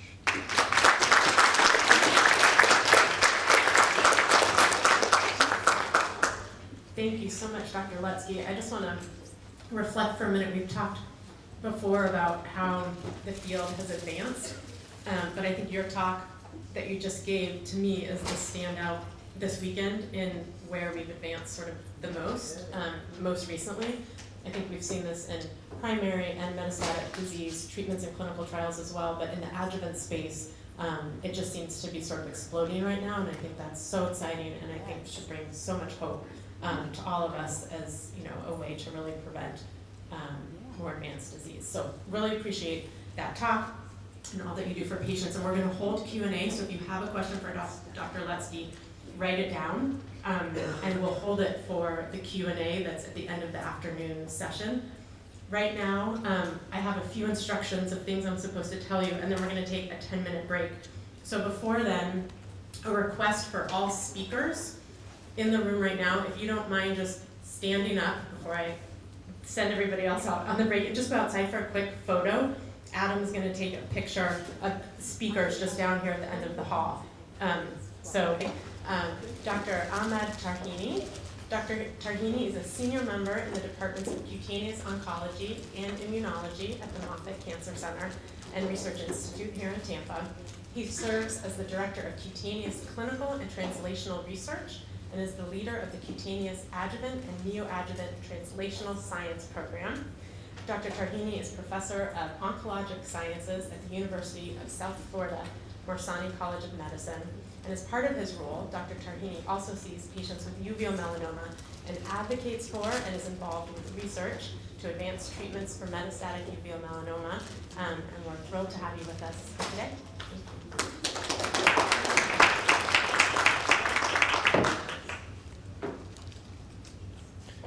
Thank you. Can you hear me? Yeah. Great, thank you very much. It's an honor to be part of this outstanding meeting and be able to talk to you today about systemic treatments of uveal melanoma. These are my disclosures. So, relative incidence of melanoma subtypes. Melanoma is a malignancy, cancer that starts in the pigment cells of the skin, melanocytes. These are the cells that give the skin its tan or brown color. It rises primarily on sun-exposed parts of the skin, but can also arise on hidden parts of the skin like the soles, the palms, or under the fingernails. It can arise on the mucosal membranes, and also the topic of the day, ocular melanoma. So on the uveal tract, these pigment cells in the uveal tract, or on the conjunctiva. Conjunctiva is the mucous membrane that covers the front of the eye and lines the interior of the eyelids. So about 95% of ocular melanomas arise on the uveal tract, and this includes the choroid, which is a membrane that lines the it's in the posterior part of the eye. It is a vascular and connective tissue membrane between the sclera and the retina. May arise in the ciliary body, which is a part of the middle layer of the wall of the eye that includes a muscle that helps the lens to focus, and may also arise in the iris. Important to state that melanoma in the iris has a much better prognosis and is managed relatively differently from the choroidal and ciliary body melanoma. The remainder of these ocular melanomas arise in the conjunctiva or rarely in the orbit. But the topic of the day and the systemic treatment to which my talk will concentrate on today are these so-called ciliary body and choroidal metastatic melanomas. The incidence in the US of uveal melanoma is more than 3,000 new cases each year. It's the age-adjusted incidence about 2.5 cases per million individuals in the US per year. It has a 50% metastatic recurrence within 15 years, and liver is the predominant site of metastases. The estimated mortality secondary to metastases when it develops is about 20 to 30% within 5 years, and about 45% within 15 years. Initial management, very briefly, is eye sparing radiation therapy. This is in the absence of metastatic disease, plaque brachytherapy, charged particle radiation, photon stereotactic radiation, and so on. Also surgery in patients who are not candidates for eye sparing radiation therapy. There are important clinical and genomic features that can be used to estimate the prognosis of eye melanoma when it's kind of confined to the eye, as others have explained earlier today. So management of metastatic uveal melanoma. When uveal melanoma spreads and is shown in other organs, it primarily spreads to the liver, which is the organ where most patients who have metastatic melanoma would have metastasis to. This is followed by the lungs, and then followed by the bones. Although much less commonly, it may affect other organs as well. The treatment of metastatic melanoma when it spreads has been, let's say, approached in clinical trials involving many different approaches. One of the main approaches that have been tested is so-called targeted therapy, and this is based on a deepening understanding of the biology of the uveal melanoma over the past decades that have identified certain mutations that lead to activation of certain pathways, like circuits within these malignant cells that drive their survival. And therefore, the research has led to the identification of certain proteins or targets that can be blocked by specific medications that can potentially lead to the killing of these tumor cells. But results have been, let's say, more or less disappointing so far with these targeted treatments. Studies that targeted PKC, for example, had response rates of about 3% or so. More encouraging results were with MEK inhibition, with response rates ranging between 6 to 14%. AKT inhibition, response rate of about 5%, and PI3 kinase inhibition, also very modest results so far. In parallel, the increased understanding of the immunology of the patient has driven a lot of the research with immunotherapy, drugs that take advantage of stimulating the immune response to fight the cancer. What we have come to understand is that the certain cells in the body, so-called T cells and similar cells, that stimulate or guide the immune response against cancer. Those T cells, their activation is driven by certain markers or checkpoints on the surface of the T cell that can either inhibit the activity of the T cell or stimulate the activity of the T cell. So we have so-called monoclonal antibodies that can either block those inhibiting checkpoints or stimulate those positive signaling receptors to activate the T cells. And this has led to important advances in treating skin melanoma, cutaneous melanoma, especially medications targeting CTLA-4, PD-1, and LAG-3. As a matter of fact, the Nobel Prize in Medicine in 2018 was given to James Allison for his work on CTLA-4 and Tasuku Honjo for his work on PD-1. Now, zooming in on CTLA-4 and PD-1, so we said that we need a T cell, a soldier, to be activated, educated, and that then targets the cancer cell. So the initial activation or priming of the T cell happens within the lymphatic tissue, let's say in a lymph node, where you have an interaction between a dendritic cell, it's like the programmer, that educates and teaches the T cell to recognize the tumor and go after the tumor. When this interaction happens, the T cell is now activated, it can recognize the tumor cell, but then we have this upregulation of CTLA4, this negative inhibitor. So medications like ipilimumab or Yervoy block this interaction, block CTLA4, and allow these T cells to continue to be active, proliferate, and then migrate towards the site of the tumor. When it reaches the site of the tumor, now we have the tumor cell taking advantage of another negative regulator of the T cell, PD-1, and can express so-called PD-L1 antigens that can engage with PD-1 and inhibit the T cell. Here again, medications that can block PD-1, can block PD-L1, can inhibit this interaction, allow the T cell to continue to be active and be able to attack the cancer. And these are the medications that have made a significant impact in treating skin melanoma, cutaneous melanoma, ipilimumab against CTLA4, nivolumab, and pembrolizumab against PD-1. Now, how did these pan out, let's say, in treating uveal melanoma? Unfortunately, when we give these medications as monotherapy, as single drugs, the activity has been very limited. A response rate collectively of about 6% or so, that patients that respond to these drugs given alone as monotherapy. An important effort that I was involved in, which was led by the International Rare Cancers Initiative, is so-called meta-analysis, put together about 29 clinical trials that tested different types of agents against uveal metastatic melanoma, including immunotherapy, targeted therapy, anti-angiogenic that targets the vascularity of the tumor, chemotherapy, and liver-directed therapy. I led the effort to test tremelimumab in combination with interferon alpha in a small group of patients with ocular melanoma. We had only one responder who did actually very well, had a durable response. Also led a study that tested aflibercept. This is an inhibitor of a agent called, or a marker called VEGF, which stimulates the vascularity, angiogenesis, and immune suppression in melanoma.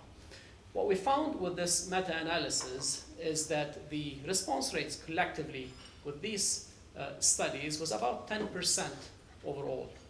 The median progression-free survival was about 3 months, and median overall survival was 10 months. Median meaning 50% of patients did worse than 10 months, and 50% did better than 10 months. Now, while these results are obviously disappointing, but these are important benchmarks for future studies that we can compare when we do future studies, even if we do single agents, that can give us an idea, whether these, drugs are worthy of further testing or not, as compared to these benchmarks. So, moving forward, now we said that when we give these checkpoint inhibitors as monotherapy, the results were very disappointing. But studies that tested the combination of ipilimumab, the CTLA4 blocker, and nivolumab, the PD-1 blocker, have shown more promising results. There were 2 phase 2 studies, 2 observational studies. Collectively, we see response rates up to 18%, and the majority of these responses tend to be durable. The median progression-free survival from these 4 experiences, my apologies, was about 6 months, and the median overall survival 19 months. Although this is not a randomized study, these are 4 different experiences, but gives hope that these are agents that actually have utility in the clinic, can be used when we compare them to what we've seen from those earlier benchmarks. Of course, when we block these checkpoints that are meant to decrease autoimmunity in the body, we want the T cells not to be overactive, not to cause autoimmune disease and so on, and now we're activating them because they're mediating tolerance of the cancer. This will lead to these so-called autoimmune side effects, autoimmune adverse events, where the immune system can actually be hyperactive, not only affecting the tumor, but can also affect normal tissue. And this is, that's why it would be important for those to be, let's say, monitored for very closely and with expert physicians managing the side effects. Now, more recently, and what has been a very, let's say, positive advance in treating uveal melanoma is the development of the drug tabintafusp, or for short can be called TEBE or Kimtrak. Now, tabintafusp consists of a fusion protein that is shown here on the left that consists of one part is called the T cell receptor that is specific to a certain antigen or protein expressed on tumor cells called GP100 and also linked to a molecule called HLA molecule, and specifically it has to be HLA O201 to which this T cell receptor is restricted and allows the T cell receptor to recognize the GP100 and bind to it. So basically it can bind to these melanoma cells that express GP100 protein linked to HLA O201. At the same time, on the other end, it has this so-called single chain variable fragment that is also specific for another molecule called CD3, which is expressed on the T cells, on the soldiers of the immune system. Now, these T cells, normally they're not specific for melanoma, these so-called polyclonal T cells that would not normally attack the melanoma cell. So it engages the T cell to the melanoma cell. When this happens, the T cell will be stimulated to be activated. It releases certain cytokines, it's like immune stimulants, and it also exercises the so-called act of cancer cell killing. So now you're bringing together the immune system cell, the T cell, to the site of the tumor cell, and allowing this act of killing and cytokine release and so on to happen. A phase 2 study with tabinafusp in previously treated patients with metastatic uveal melanoma enrolled 127 patients refractory to metastatic uveal disease. The overall response rate was modest. Only 5% of patients had what we call objective responses. However, it was noticed that the median overall survival, again compared to that benchmark of 10 months, it was actually promising. It's about 17 months. The 1-year overall survival was 62% of patients alive at 1 year, and 2-year overall survival was 37%. Now, more importantly, a parallel study, the phase 3 study, that tested now tabinafusp to a control arm, to another control. This enrolled 378 patients, and these patients were allocated 2/3 to the tabinafusp treatment arm versus 1/3 to the investigator's choice, which included pembrolizumab, anti-PD-1, ipilimumab, anti-CTLA-4, and dacarbazine chemotherapy. Most patients, 82%, received pembrolizumab. This was a positive study. The primary endpoint of the study was looking at survival, the overall survival of these patients. So the median was 21.7 months for the tabinafusp arm and 16 months for the control arm. The hazard ratio 0.51, meaning at the time of that assessment was 49% reduction in the risk of death. Progression-free survival was also improved, although more modestly, with the median being 3.3 and 2.9 months respectively. Now, the response rate was also modest, so we see that only 9% of patients had an objective response, meaning shrinkage of the tumor volume by at least 30% compared to 5% in the control arm. The 1-year survival rate was 73% in the tabinafusp arm and 58% in the control arm. Now, in terms of the side effects, we said that we're bringing the T cell to engage with the tumor cell, and this leads to the release of cytokines and activation of the immune system. So the most common side effect is what we call a cytokine release syndrome. Most of these patients, 89%, had a cytokine release syndrome, although the serious grades, grade 3 and above, meaning these are very serious, leading to hospitalization, only about 1% as reported here. But these would include fever, itchiness, chills, and high drop on the blood pressure, hypotension, and so on. Now, the second most common side effect is rash. We said we're bringing the T cells to attack these GP100 expressing cells on the skin and on the melanocytes, and these are also found in the skin, the GP100. So this would lead to rash as well. Now, I wanted to mention briefly the PHP study that Dr. Eschelman mentioned as well. This is, major effort was done as part of the study also at Moffitt. Dr. John Zager led this effort, and This is part of his presentation at ASCO 21, so not necessarily the latest data. But I think it wanted to highlight the fact that this is also a positive study that's currently being and would be considered soon by the FDA for potential approval. So that's, I think it gives another hope in the management of this disease. So in conclusion, uveal melanoma has a unique biology that requires therapeutic considerations distinct from those for cutaneous melanoma. Genetic tests may help with the prognosis of localized disease. The combination of ipilimumab and nivolumab has a promising response rate in observation early phase trials as an option in the clinic.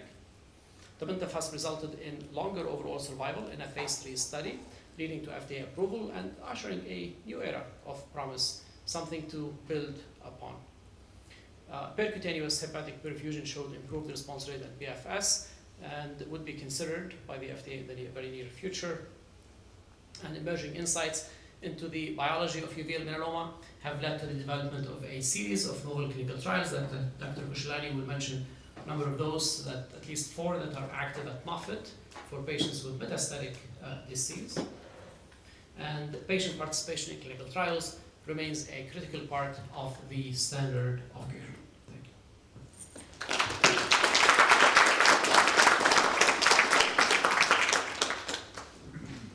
Thank you very much, Dr. Tarhini. I think I'm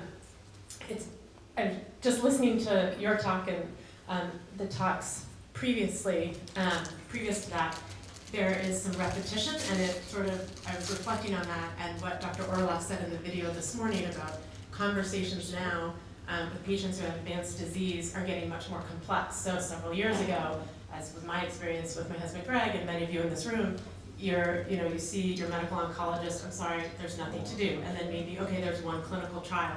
And now we're hearing very complex talks, and we're hearing interventional radiologists talking about systemic therapies, and medical oncologists talking about liver perfusion, and checkpoint inhibitors being combined with immunotherapy, and these conversations are becoming much more complex. And how lucky are we in the field to be seeing this advancement in research and being with so many of the people who are driving that. So just a reflection as we transition to our next speaker. Dr. Khushalani is the Vice Chair for the Department of Cutaneous Oncology here at Moffitt. Dr. Khushalani has a particular interest in uveal melanoma and in the development of novel therapeutics for people diagnosed with melanoma. He is greatly interested in the treatment of uveal melanoma and melanoma that has metastasized to the brain. Dr. Khushalani is interested in research on angiogenesis in melanoma and the translation of findings into clinical therapeutics. And today we'll be talking with us about clinical trials for systemic treatment of uveal melanoma, metastatic uveal melanoma. Thank you.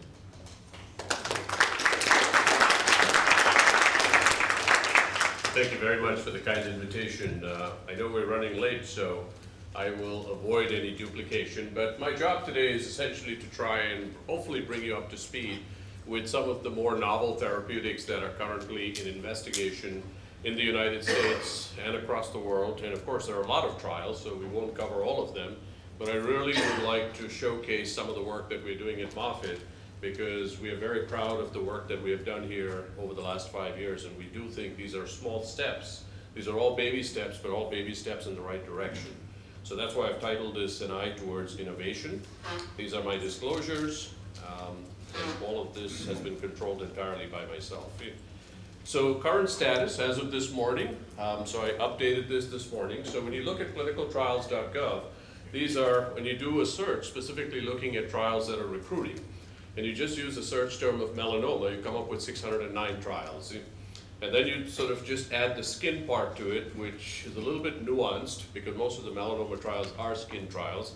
It's 159, but what's really interesting is the uveal melanoma trials. When you just do a search for uveal melanoma, it's 52 trials.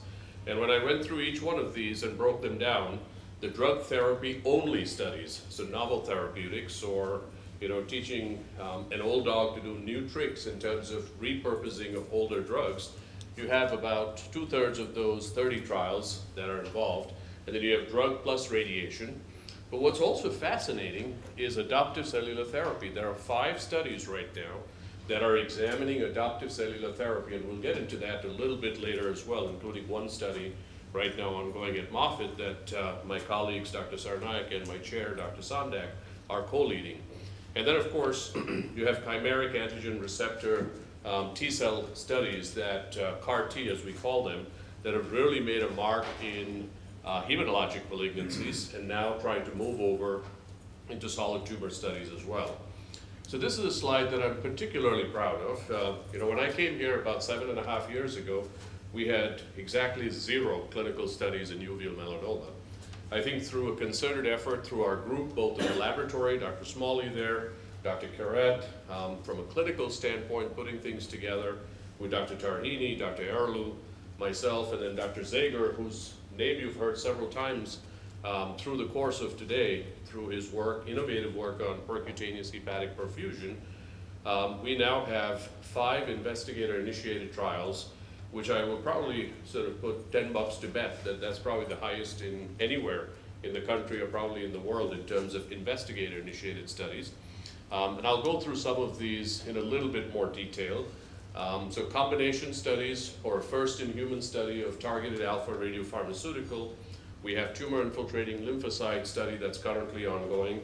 And then Dr. Tarhini has one that's pretty much ready to open any one of these days, which is anti-PD-1 cemiplimab, along with aflibercept, which is targeting the vascular endothelial growth factor receptor. And then we also have industry-sponsored studies. Dr. Zager has an expanded access PHP study. As all of you heard earlier, this is now in front of the FDA. Hopefully we'll get some information before the end of this year or maybe first quarter 2024. And then we have an IMTAC in brain-positive cancers, both as monotherapy as well as in combination.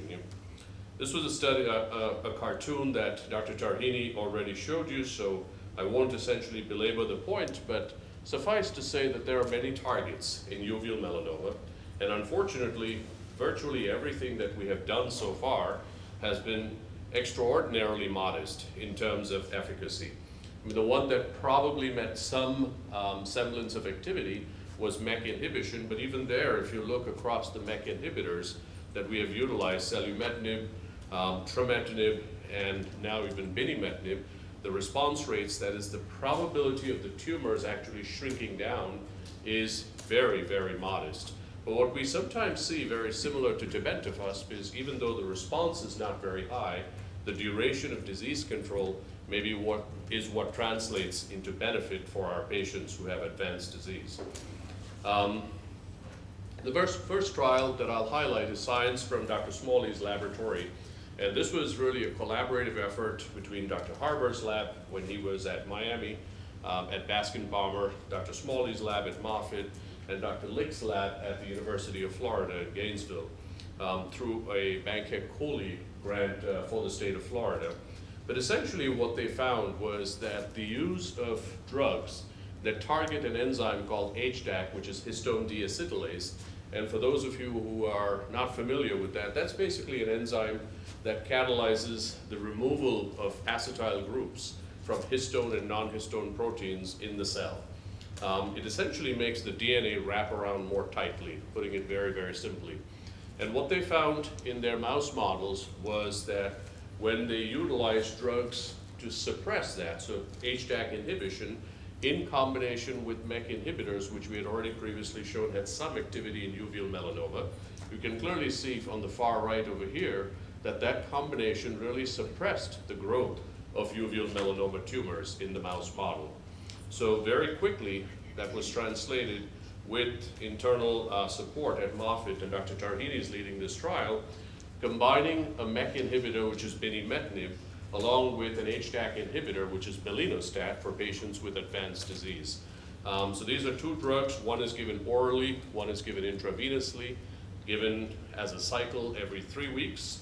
And the primary endpoint is to determine what the response of this novel combination is based on the science. And then we are also collecting tumor tissue as available so that it can be interrogated in Dr. Smalley's lab to really understand, can we actually translate what we saw in the laboratory and what we saw in the mouse models to actually into the clinic. So currently this trial is open. This opened last year, so we are actively accruing patients to this study. Just sort of switching gears a little bit, another sort of hypothesis has been in cancer angiogenesis. So this is the development of new blood vessels, which are often abnormal blood vessels that essentially feed these tumors and allow the tumors to continue to grow. But one of the driving factors is hypoxia, so a low oxygen state within the tumor that essentially allows angiogenesis to increase in its extent. But that hypoxia also serves as an immunosuppressant within the tumor microenvironment. So as a result of which, it suppresses the normal immune response to these tumors. So essentially then trying to target angiogenesis and shut those receptors down, which are called the vascular endothelial growth factor receptors, as shown on the right-hand side in some of the older trials using another cytokine called high-dose IL-2, has been studied across a vast variety of cancers.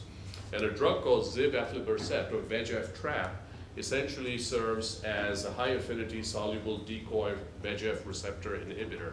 So what it's trying to do is shut down the VEGF receptors 1 and 2, and one of the thoughts was that combining this with immunotherapy may actually enhance the responses to immunotherapy. So Dr. Tarhini, during his time in Pittsburgh, had actually published on a trial that looked at VEGF trap in melanoma, and this included patients with advanced uveal melanoma within that cohort as well. And what they found was that at 4 months, 56% of patients did not have any evidence of disease progression. So there was evidence of activity for single-agent VEGF trap through aflibercept, even in the subpopulation of uveal melanoma, which is, as you've heard time and again, has been really hard to treat. So this in turn has now led to an industry-funded investigator-initiated trial that is ready to open any one of these days. But we're combining that with cemiplimab, an anti-PD-1 agent, again the hypothesis being targeting angiogenesis may actually improve the efficacy to immunotherapy as well. So that's clinical trial number 2 that we're very excited about. The third study, and you'll hear a little bit more about the laboratory data on this trial tomorrow with Dr. David Morse's very novel work, but this is a first-in-human study of a targeted alpha radiopharmaceutical utilizing actinium. It's a radioactive material, actinium-225, MTI-201 is the drug, in patients with metastatic uveal melanoma. So what is targeted alpha radioparticle therapy? So these are, as you know, you have alpha, beta, and gamma rays, and so alpha particles are essentially very small dicationic helium nuclei, but they penetrate for a very small linear penetration is very, very small, but where they penetrate, they deposit large amounts of energy. And comparing that to the low energy beta emitters, they usually tend not to be affected by conditions of hypoxia, which are common in tumors such as uveal melanoma. The one that's already approved in clinical use, for example, is radium-223, and that goes under the trade name of Xofigo for men with advanced prostate cancer, and that's already being used in bone metastases there. So actinium-225 is an ideal drug to utilize for targeted alpha radiopharmaceuticals, and as Dr. Moore showed, that it can be actually combined to an agent called DOTA. It's chelated to DOTA, and that can then be administered intravenously. The rationale behind this particular clinical trial is that the melanocortin-1 receptor, I'll refer to that as MC1R, which is part of a family of the G-coupled receptors, is actually overexpressed to a significant extent in metastatic uveal melanoma cells, almost 94%. And it's not expressed in the vast majority of other human tissues. The ones where it is expressed is the melanocytes and the brain. But when you combine this with DOTA to chelate it, it typically should not cross the blood-brain barrier because it's too large of a molecule to get in. So based on this and very some novel work that Dr. Morse did, as I said, he'll show you some of that tomorrow, we designed a first-in-human study that is currently supported by the NCI. But because this is a first-in-human, it's primarily a safety study, so just one injection of this drug for patients with metastatic uveal melanoma who have progressed after at least one prior line of therapy. And at the time this trial was going through regulatory approval, tebentafusp had not yet been approved, but once it got approved, we modified it Obviously, if they're eligible for tebentafusp based on their HLA genotype, they need to receive tebentafusp prior and progress on it before coming on to this study. We are looking at response rates, and so therefore patients have to have measurable disease based on the radiographic criteria either by MRI or CT. And if a patient does have brain metastases, they are permitted to go on the study, but the brain metastases have to be treated and stable for at least 4 weeks. Again, this is the primary endpoint, is to determine the safety and tolerability of this drug, because this is the first in human study.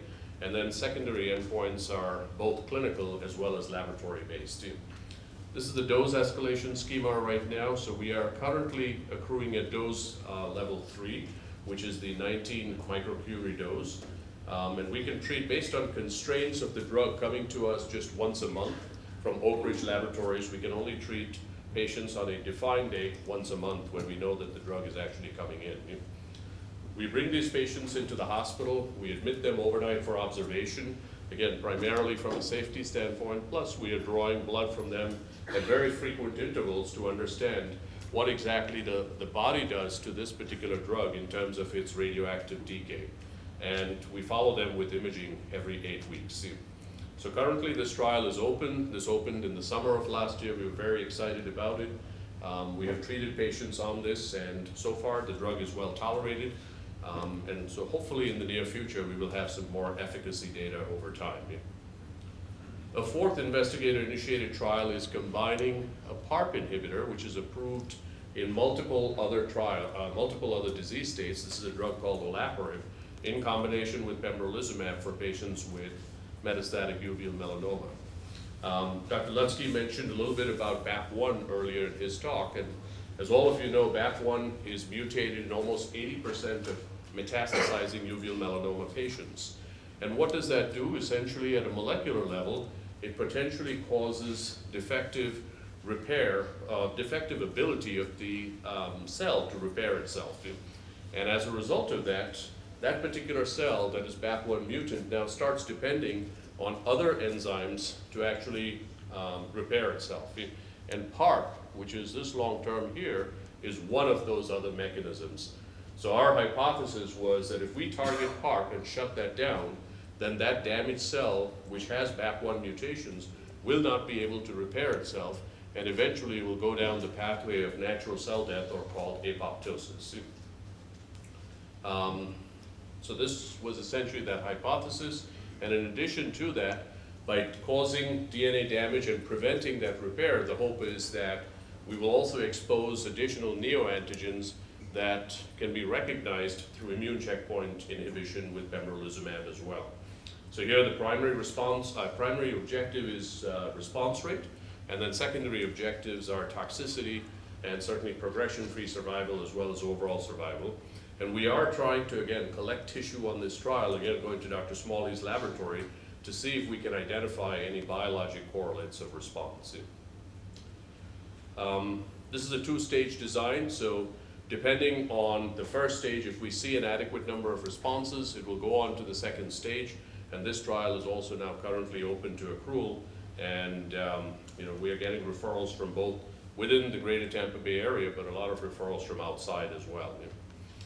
This is a particularly novel study, which is looking at T-Bio4101, which is an autologous T-cell product or tumor-infiltrating lymphocyte product that is being studied in refractory melanoma, both cutaneous, and then also has a separate cohort for uveal melanoma. Dr. Sarnaik and Sandak are leading this study. And what's a little different about this is, I'm not sure how many of you are actually familiar with the concept of TIL, but essentially what that is taking a portion of the tumor out surgically, taking that to the laboratory, and in conditions that hopefully are not as immunosuppressive as within the body, then exposing those, the tumor lymphocytes to a cytokine such as interleukin-2, stimulating those lymphocyte growth, and then eventually to the tune of billions of cells, and then giving those lymphocytes back to the patient, essentially trying to increase the anti-tumor army, if you may call it that. But what's very novel about this is not only are they doing that, but they are trying to identify what are the unique antigens that are unique to that individual patient's tumor. So those neoantigens and they're developing peptides in the laboratory specific to those neoantigens, and then exposing them to dendritic cells that is collected through apheresis from that patient, and then again really trying to develop very specific, tumor-specific lymphocytes that they give back you. So it's an autologous product. Patients again have to be eligible to receive chemotherapy, which is cyclophosphamide and fludarabine, and then more importantly, have the ability to tolerate high-dose interleukin-2 therapy after they get their TIL product. So this is a trial that does have a uveal melanoma cohort and also open to accrual right now. Dr. Zager presented the FOCUS trial. You've already heard that in the previous couple of talks, so I won't belabor that point, but essentially we now have an expanded access program available while the FDA continues to look at all the reams of data from the original FOCUS trial. So patients who are potentially still eligible for percutaneous hepatic perfusion, meeting the same criteria as the original FOCUS trial, can be offered PHP in the expanded access. And I believe we already have 10 patients that are currently accrued to this study. There are many other trials of interest, some of which you've already heard before. The first one is FHD-286, which essentially is an inhibitor targeting BRG1 and BRIM, and these are involved in chromatin remodeling within the cell, and this is Foghorn's clinical sort of flagship study in uveal melanoma. You already heard about IDE-196, and this is a study that's looking at monotherapy as well as in combination with either MEK inhibition or ALK inhibition with crizotinib. Some very promising data of this particular combination. I think 2 out of 4 patients, or 4 out of 8, there was a 50% response rate with that particular combination through publicly available data. And then a study of another novel immunotherapeutic compound, a class of compounds called IMTACs, particularly in PRAME-positive cancers, either as monotherapy or in combination with checkpoint, and that should be opening very, very soon at Moffitt. So a lot of exciting things that are happening, but again, each one of these, even if there's success by a few percentage points, I think it moves that needle up. And compared to where we were probably about 5 or 7 years ago, which was essentially a barren desert for therapeutics, I think we are gradually moving that needle forward. So there's a lot of rays of optimism and a lot of rays of hope, and we can only do that with accrual to clinical studies and coming up with novel therapeutics to benefit our patients. So I'll stop here and happy to answer any questions. Thank you for your time.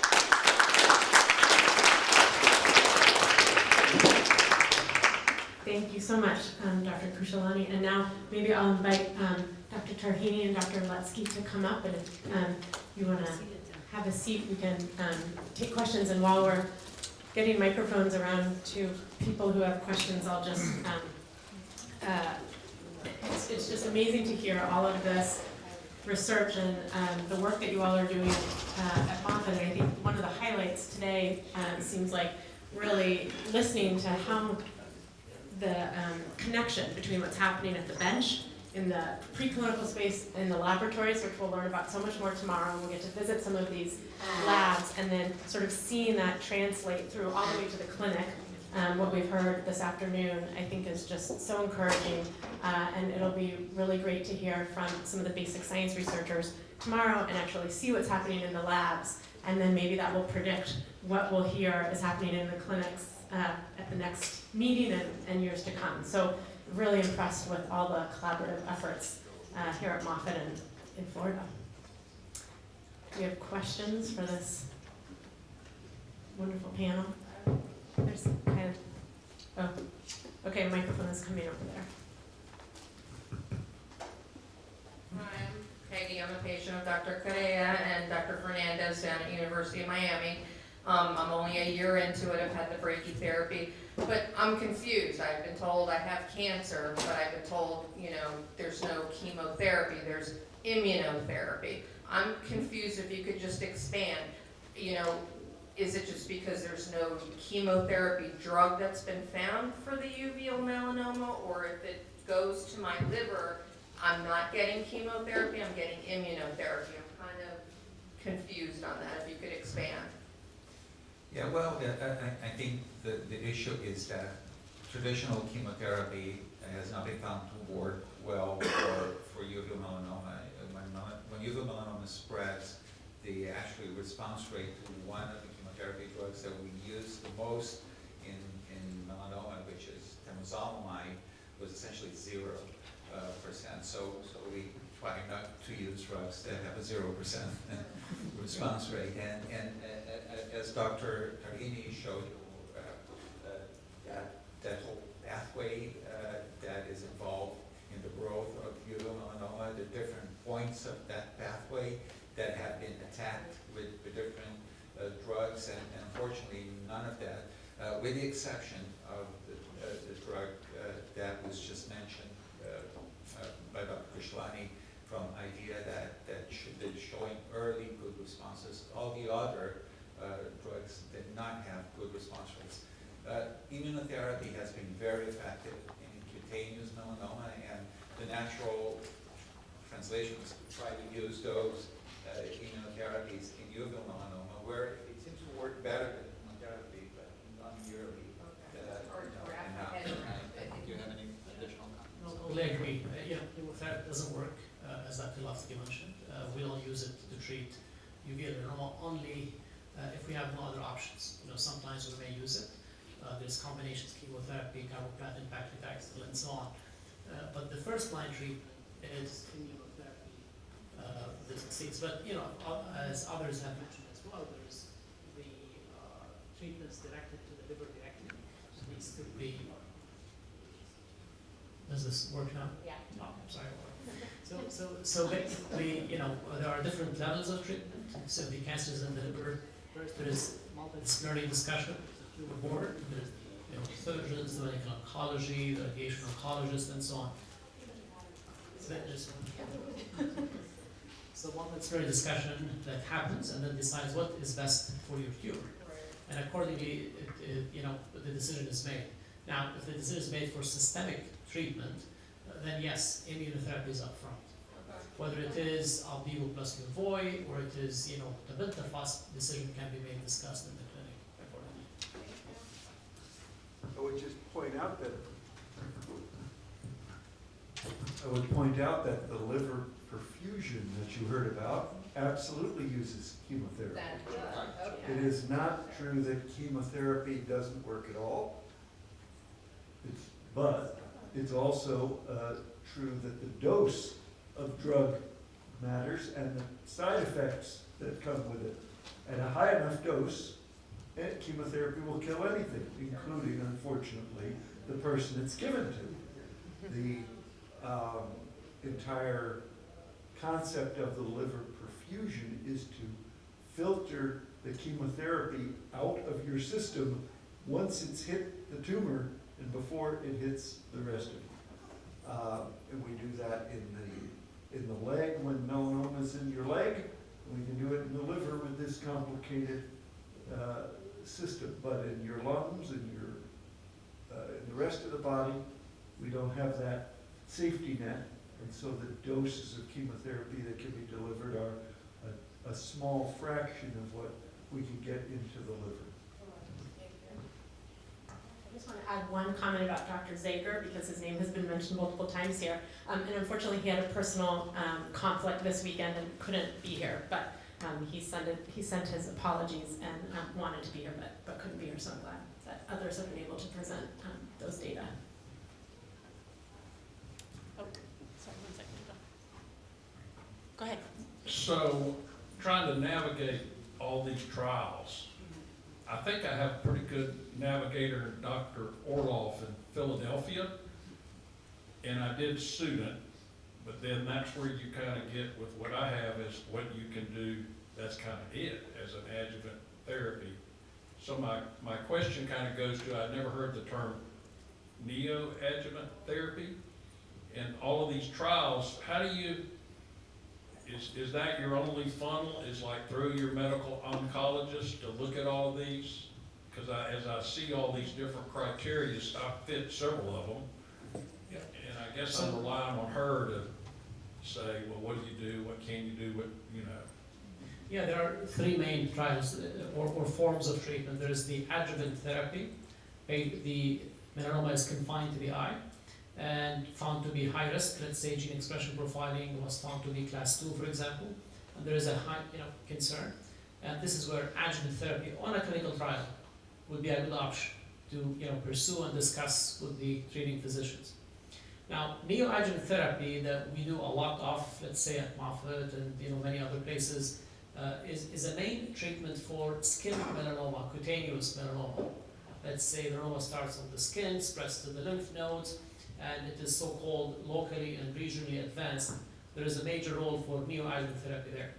I think what Dr. Korea has a study about neoadjuvant is probably it's locally advanced in the eye, and there is a scientific interest in investigating a specific medication and see if this can be used early on before, let's say, definitive treatment for the eye.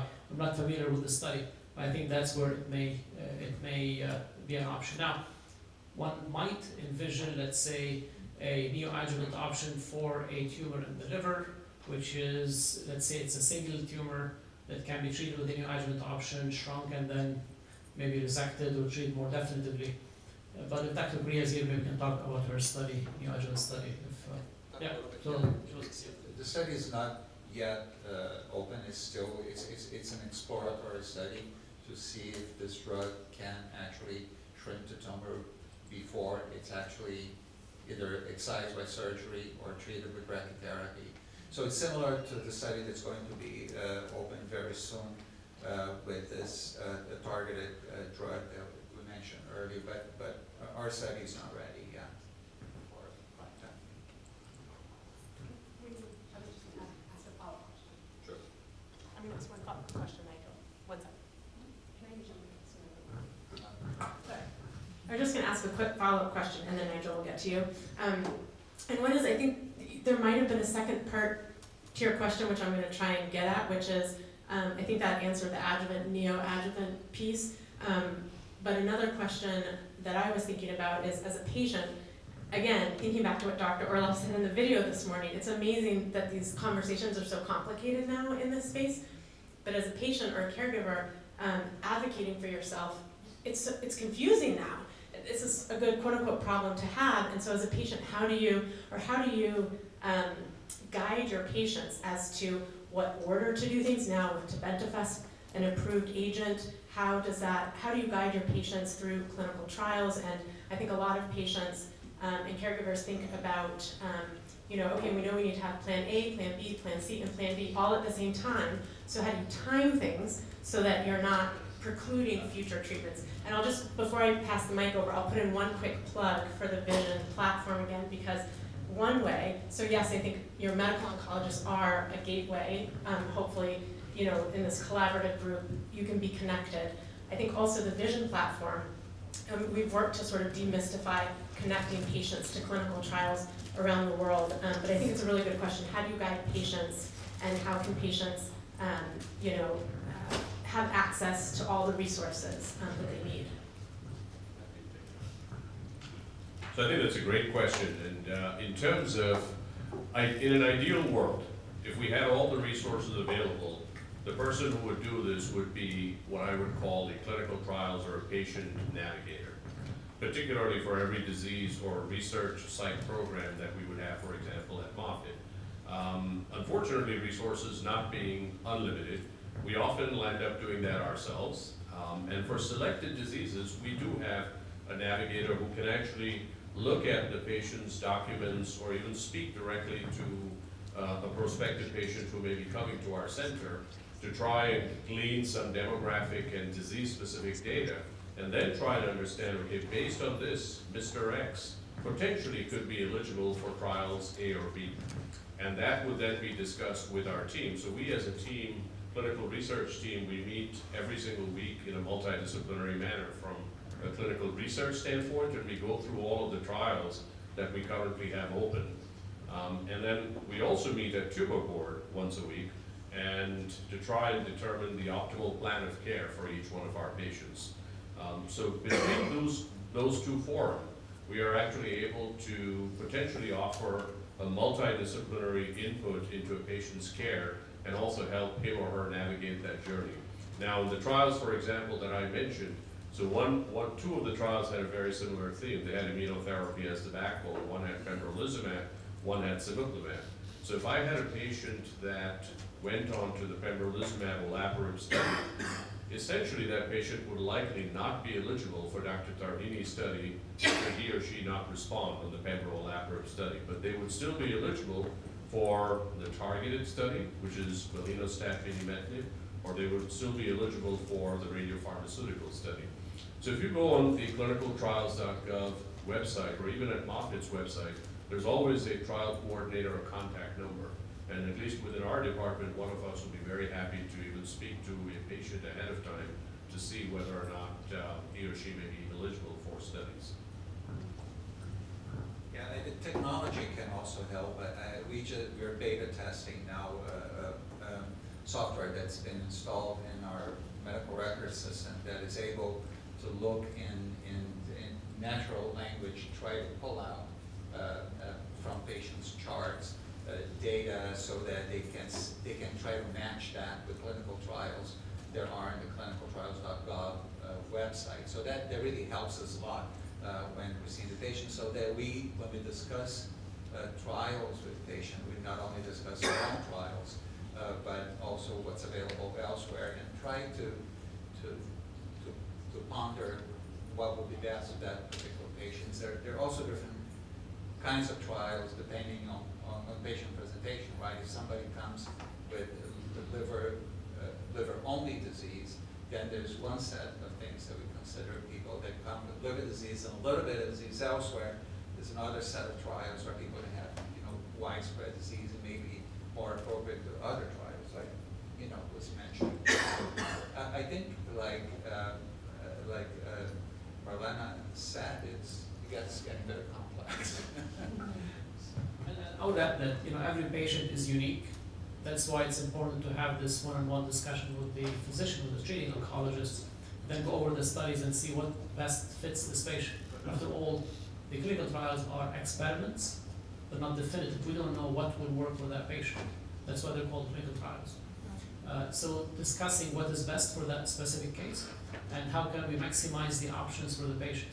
If you start with this, you still have a backup option with this one or that one. Something along these lines will always come out to this discussion in the clinic with the physician.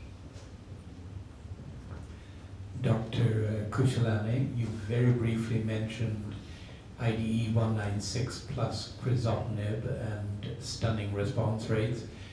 What were the numbers and what were the responses? How were they characterized?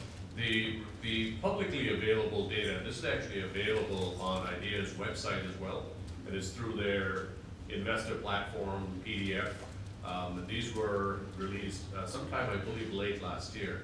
It was a 50% response rate to that combination. And I think 4 out of 8 patients, to my recollection, had a partial response. I do not believe there were any complete responses that were observed. What I don't have access to, or at least I don't know if that's publicly available, is the duration of response and the stability of that response. So certainly something very exciting. We haven't seen anything to that effect.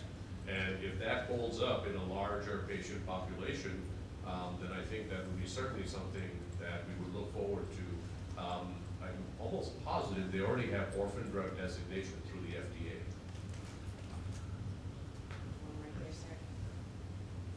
Just briefly, how does your TIL trial differ from Pittsburgh or MD Anderson? I'm sorry, say that again? Oh, your TIL trial? Uh-huh. How does it differ from Pittsburgh or MD Anderson? And why do you think it is better? Well, I think one of the unique aspects of our TIL trial, which is the Turnstone TIL trial, is it is really trying to hone in on the neoantigens, so the antigens that are very unique to an individual patient's cancer. And so what is happening is when the tumor is taken out by surgery, whichever accessible tumor we have, at the same time or around the same time, we also have the patient undergo apheresis, which is taking out a lot of the lymphocytes as well. So these are going to the laboratory simultaneously. The tumor is then subject to what's called whole exome sequencing. So we're really trying to understand what are the mutations or the genetic abnormalities that are unique to Mr. X's tumor. And when we are identifying that, the laboratory is able to build up what are called peptide fragments that span those particular mutations. And then those peptide fragments are exposed to the dendritic cells that are derived from the sort of blood harvest that we got, or apheresis product that we got. And through that, allowing the dendritic cells to try and understand what those tumor signals are, or what are the unique signatures for that particular tumor. So in some way, I would link this, and putting it very simply, as personalized medicine 101. And then those lymphocytes that really are trying to recognize only those cancer antigens, or neoantigens as we call them, those are the ones that we are really trying to build an army of in the laboratory. So we're selectively expanding just those lymphocytes. One of the unique aspects of the human body is that, why does a tumor grow? A tumor in the body grows because the immune environment around that tumor is not recognizing the tumor as being foreign. Because the tumor, or the cancer itself, is producing a lot of immunosuppressive molecules that are basically shutting down our immune system in that area.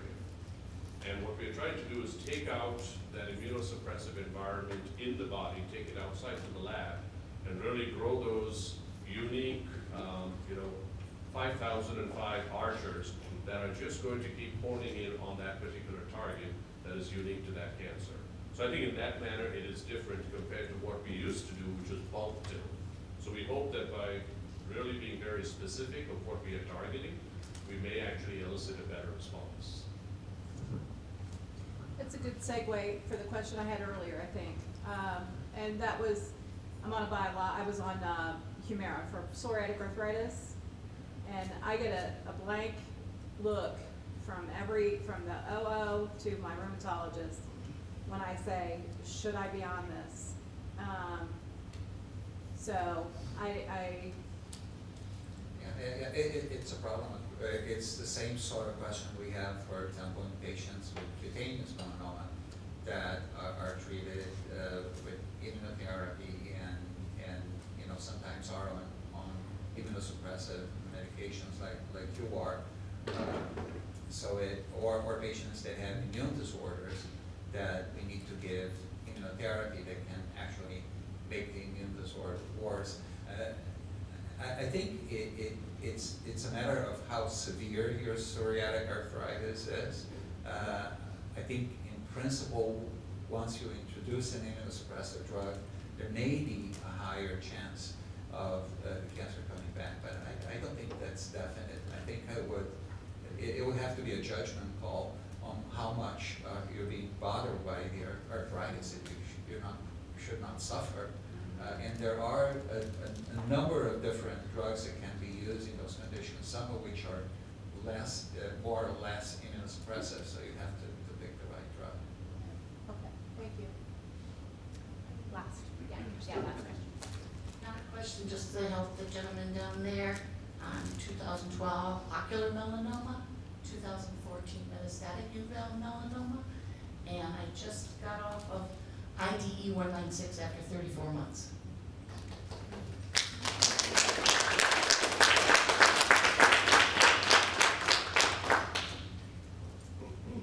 I'm losing track of which microphone is working. All right, thank you so much for joining us this afternoon and for taking the time to answer all these wonderful questions. Will you be around for another few minutes if folks just have additional questions?